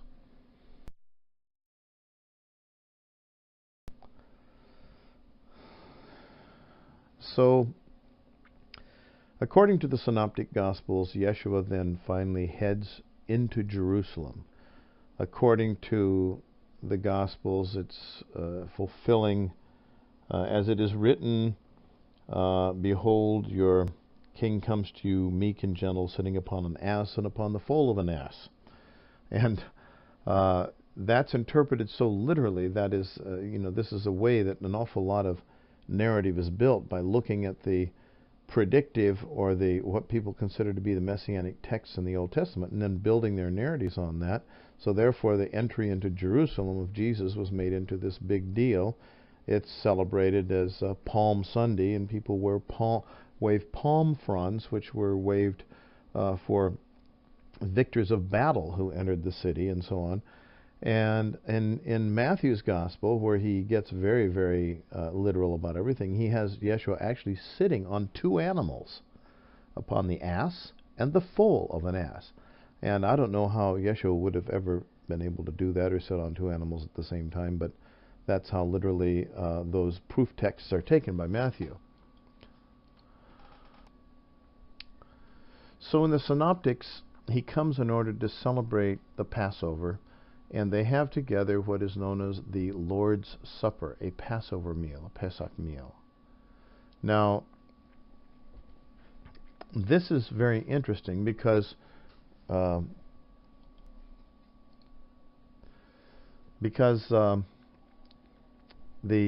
to the time frame of things, in John's Gospel, the Passover and the Sabbath were combined in one day. It was a day when Passover fell on the Sabbath, so it was a high holy day. And so Yeshua would have to be taken down off the cross before the sun had set on Friday. Now, obviously, there could be no way that he was partaking of a Passover meal during that time, because Passover would be on Saturday. In the Synoptics, however, he is celebrating the Passover in an upper room, and the lambs are being slaughtered just as he gathers his people together for what would be on a Thursday night gathering to be the Passover. But it wouldn't work out. It would be the wrong night. We know that it didn't work. We can go back and look at dates and say that it didn't work. In John's Gospel, we don't have a Lord's Supper, a Last Supper. We have a very different kind of thing that tells us about a gathering for a meal. It's probably a Havurah meal with where he washes the feet of his disciples, and he transmits apostolic authority to them through exsufflation. Exsufflation is the breathing upon the crown of the head, which is still done when one one makes a bishop in a consecration ceremony. So it's not a Passover Seder, although it is the time of the Passover, and Yeshua doesn't eat the Passover. Now, there is a tradition in Judaism of what's called the model Seder. That is, you do the Seder on a night other than the night of Passover. And that may have been what was going on in this meal. So that possibly is what actually happened historically. They were involved in a model Seder. Although we really don't know if what is said in the Mass is really true, that night before he was betrayed, he took bread and blessed it and all this sort of thing. Because, as we say in the Johannine Gospel, which has many things that are much more authentically Jewish than the Synoptics do. The Synoptic Gospels are very Gentile. They don't even know what the roofs look like. They don't understand the terminology and everything. At least in John they do that. Although it's the latest, unfortunately, of the Gospels to be written, probably, but it has a lot of authentic elements in it. And John's Gospel does not treat this as a Passover at all. So Yeshua is crucified while the lambs are being slaughtered for the Passover. And this then becomes the theology of Paul.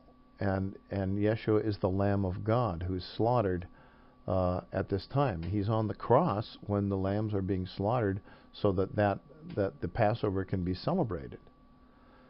So this is not a Passover meal that he's really celebrating. It's probably a Havurah meal, if it is a meal. And the High Holy Day spoken about in the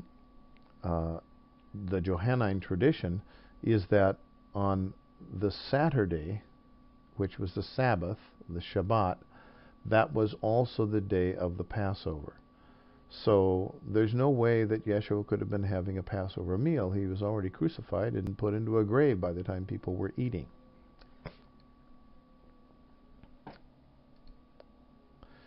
So this was not really the, quote, institution of the Lord's Supper. As I've said before, where did the institution of the so-called Lord's Supper come from?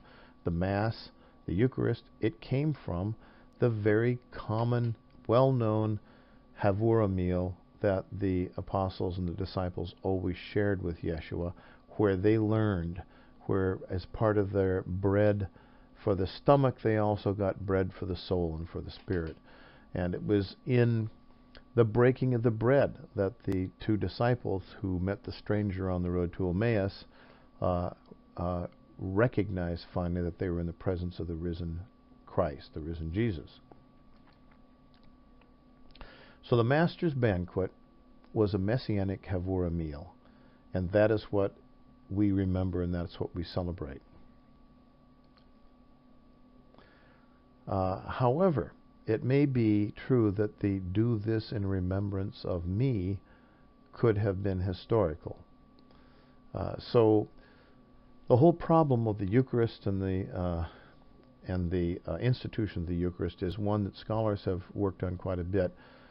When you go look at the materials I've suggested you can go to on the site that gives you a lot of free books you can download from the internet, go to Jeremias, J-E-R, Jeremias, starts with a J, and look at, download his book on the institution of the Eucharist. He's done some of the most excellent studies on the Aramaic words and the concepts there to see what's really authentic there.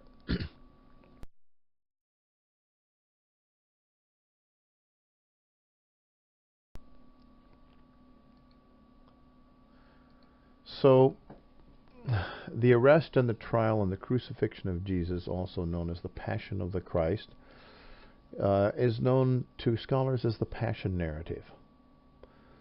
It's the earliest chunk of gospel tradition that seems to have, or one of the earliest ones that seems to have evolved in Christianity. It's the preaching of Jesus as the Messiah, and it shows through proof texts from the Psalms and from Isaiah and other places that Yeshua must be the predicted Messiah, because this is what happened. They parted his garments and they gambled for them, and this happened and that happened and all this sort of thing. And so this is all proof text together to show that Yeshua is the Messiah ben Joseph.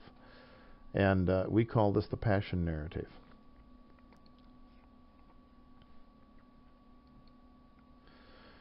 Jesus was tried in a Roman court by a Roman magistrate, but there was collusion of the Roman rulers who wanted to get rid of him because he was connected with John the Baptist.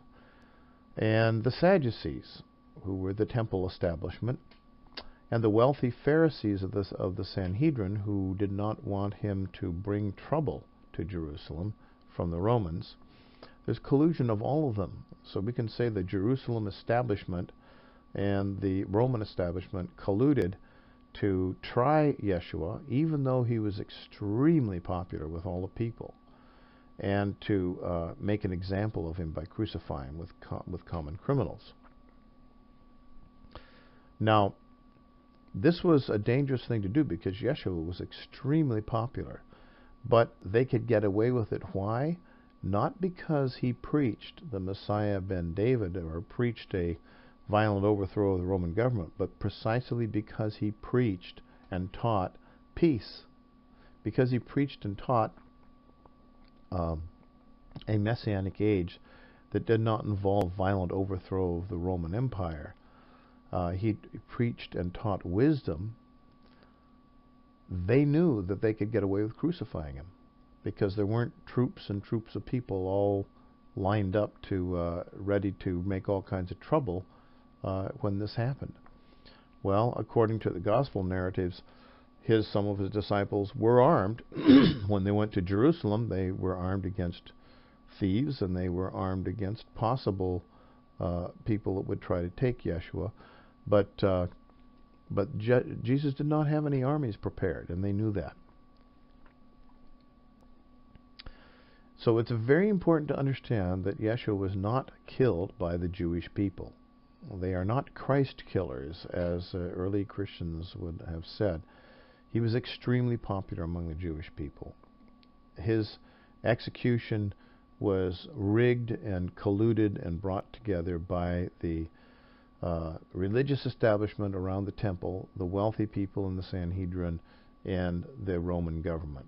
And that was a tiny, tiny minority of the people, and certainly did not represent the will of the Jewish people.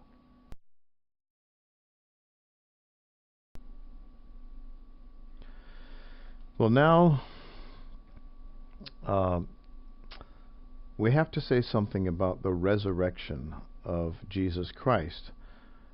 It's a mysterious thing. We don't understand much about it. We do know that it was known as the Kima in Hebrew mystical tradition, Kabbalistic tradition. And the idea was that saints, great saints, after they died, would remain conscious and alive, and they would be able to communicate psychically with people on the earth who were developing themselves as saints. And much of the tradition of Jewish sainthood revolves around the idea of the Kima. The Sadducees said there is no Kima. The Pharisees say there was a Kima. And the resurrection was a reward of those who died in fidelity to God and God's way. And in so doing, they retained their consciousness and something of the personality they had as human beings. But normal people did not. Normal people, after death, would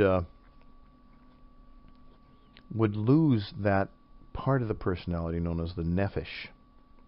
And they would be created totally anew in another life, and they would lose, of course, everything they had built in this life.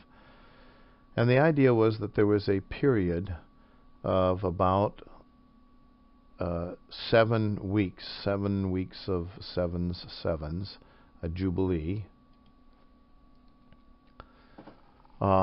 which, however, was usually expressed as 6 weeks in a week, and the 6 weeks was expressed as 40 days and 40 nights. That, by the way, was what Yeshua spent in the desert, 40 days and 40 nights. That's what the Hebrews spent 40 years in the wilderness, and Yeshua was able to visit and see people. The post-resurrection appearances happened for 40 days after the Easter resurrection, and then after that he ascended. He says to Mary at first, "Do not touch me, for I am not yet ascended." So The traditions of the resurrection talk about all the people who saw him, and for 40 days and 40 nights he was there, and then finally they saw him ascending. Well, the tradition was that after the death of the body, the nephesh would remain, would wake up and be conscious. And in the case of a good person, that nephesh eventually, after 40 days, would dissolve, and what it contained, the nephesh itself, was the personality, was merely the body to the neshama, which was the true spirit inside the person, and the spirit would be released, and then the nephesh would dissolve, and that personality would be no more. So for 40 days after death, the personality of the person could be contacted psychically or in other ways, and then after that there was a second death, and then there was no more contact with that personality in quite that way, because the personality was now gone. But in the Kima, great saints ascended in a different way. They did not lose consciousness. They did not lose the nephesh, so to speak, the personality that they had formed in life became eternal, became permanent, and because it now reflected who and what they really were as neshama. And so Yeshua is understood to have survived death consciously, and he remained after that conscious. Now, in the traditions of theosophy, which synthesize these kinds of master and ascended master traditions from many different forms of religion and so on, they refer to this as continuity of consciousness.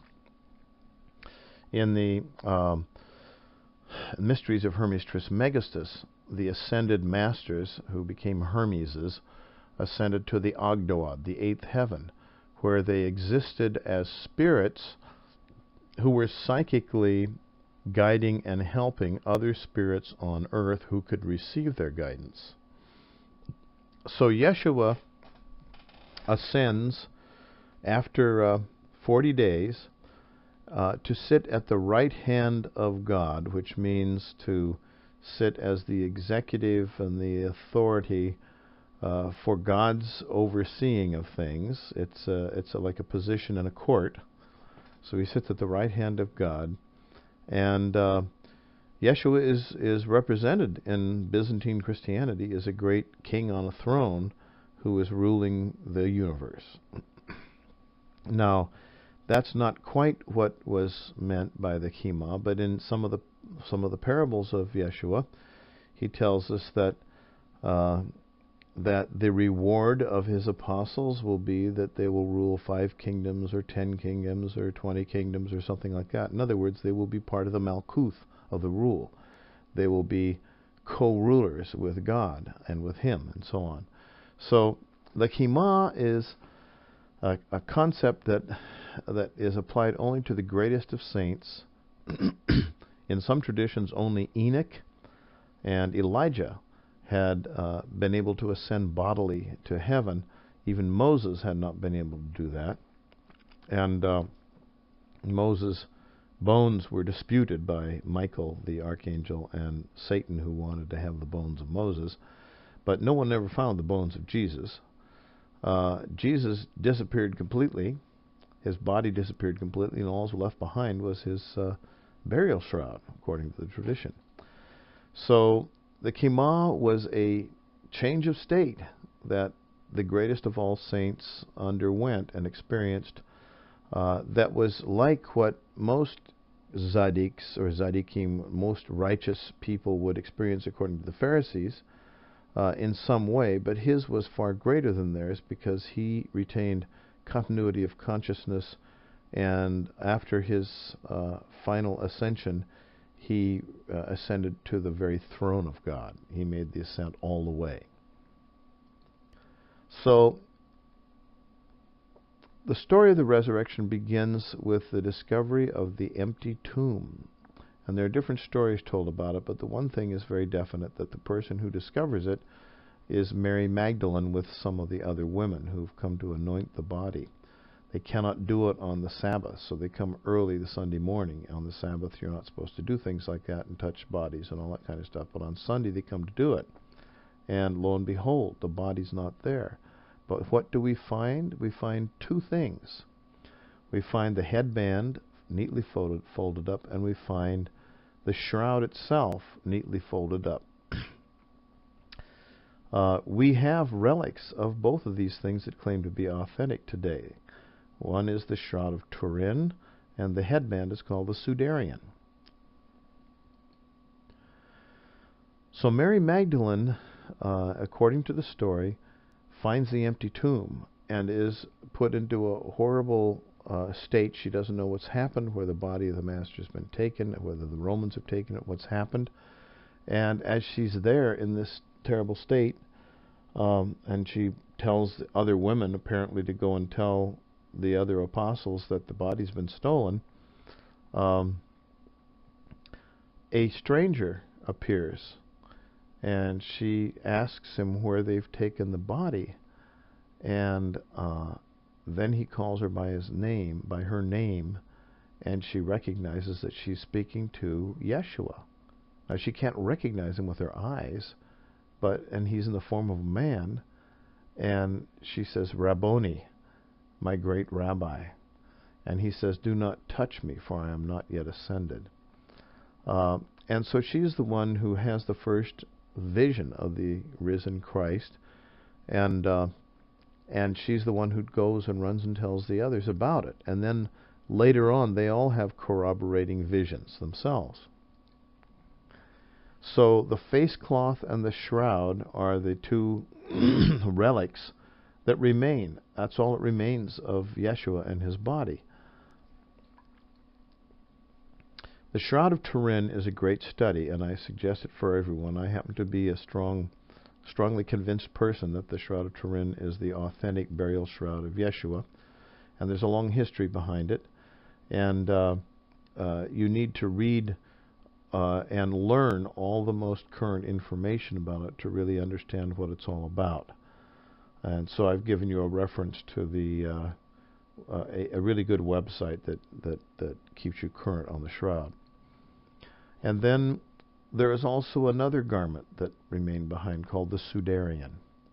And the interesting thing is that there is blood on both of these things. They match each other, so that the Sudarian, which is held in a reliquary in Spain, I believe, and the Shroud of Turin, which is held in Italy in a reliquary, when we match the two things together, not only do they show the same kinds of wounds in the same positions on the head, but they also analyze as the same type of blood, the same blood type that we find on them. Now, there have been many artistic images of the face of Jesus through history, and there are many stories. There's a story of the Mandylion that had magically an image of his face imprinted upon it. The King Abgar had wanted to meet the great Yeshua, but Yeshua was crucified before he could.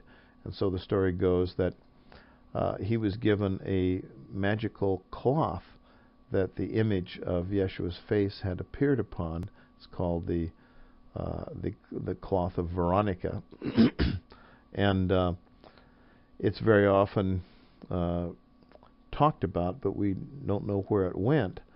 But it seems very likely that it refers to the same thing as the Mandylion, which is a cloth that was folded in such a way as to show the face of a crucified person, and when it was unfolded, it showed the whole body. And this is the cloth of Veronica, which probably is actually just another representation of the Mandylion, which is the early form of what we know as the Shroud of Turin. So this is all a great study. We don't have the time and the effort to do here, except for me to strongly recommend it, because I believe that we actually have the image of the true historical face of the Master Jesus on this shroud.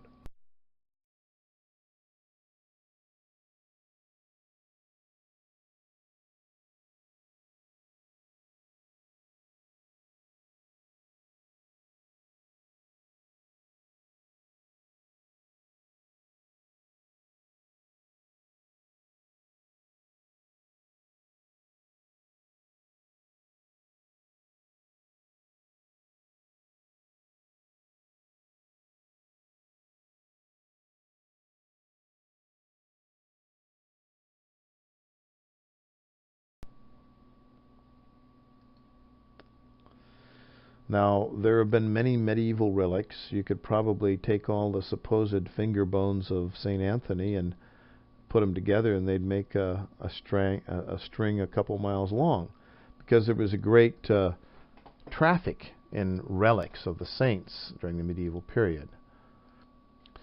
And like most scholars, I was rather skeptical of the Shroud of Turin as being the actual historical burial shroud of Jesus when I first heard about it.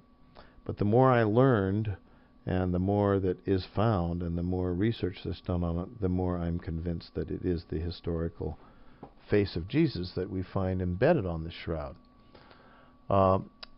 We didn't see the face of Jesus before the invention of the camera, because what is on the shroud is a negative image. And it's a very smudgy little image. You can't say very much from it, although it's very clear that many of the images of the face of Jesus were reconstructed from people who sat in meditation in front of this shroud, artists who sat in meditation and tried to reconstruct the face of Jesus from the smudge. But with the invention of the camera 150 years ago, the shroud was allowed to be photographed, and after the photographs were taken, the photographer developed the photographs, and he looked at the negative image, and he was astounded. The negative image was actually the positive image of a face of a man. And there it is. And I would maintain to you that this is the face of the historical Jesus, beaten up quite a bit, because it's very clear from the shroud, which is much more than a face, it's his entire body, studies of the shroud, that he was beaten and brutalized much more than the Gospels even tell us. As a matter of fact, that horrible movie that I would never pay money to go and see about the Passion of the Christ probably tells the story more accurately than anything in the Gospels. But I consider this to be the historic face of the Master Jesus Christ. Now, I don't know how a medieval forger could paint a negative image that many centuries later would be able to be seen with a camera. But the positive image is nothing at all that looks at anything like this at all. You would not be able to imagine what was there. And so I'm convinced of its authenticity, and I think it's a really important and a very worthy study that will eventually have yield a great deal, not only for religion but for science. Shroud studies is a major field now, and you can find major websites that will give you good, correct information about it. This is the one I recommend, www.shroud.com. This was put up by the scientists, originally skeptics who went to examine the shroud in the, I think it was the late 80s or early 90s.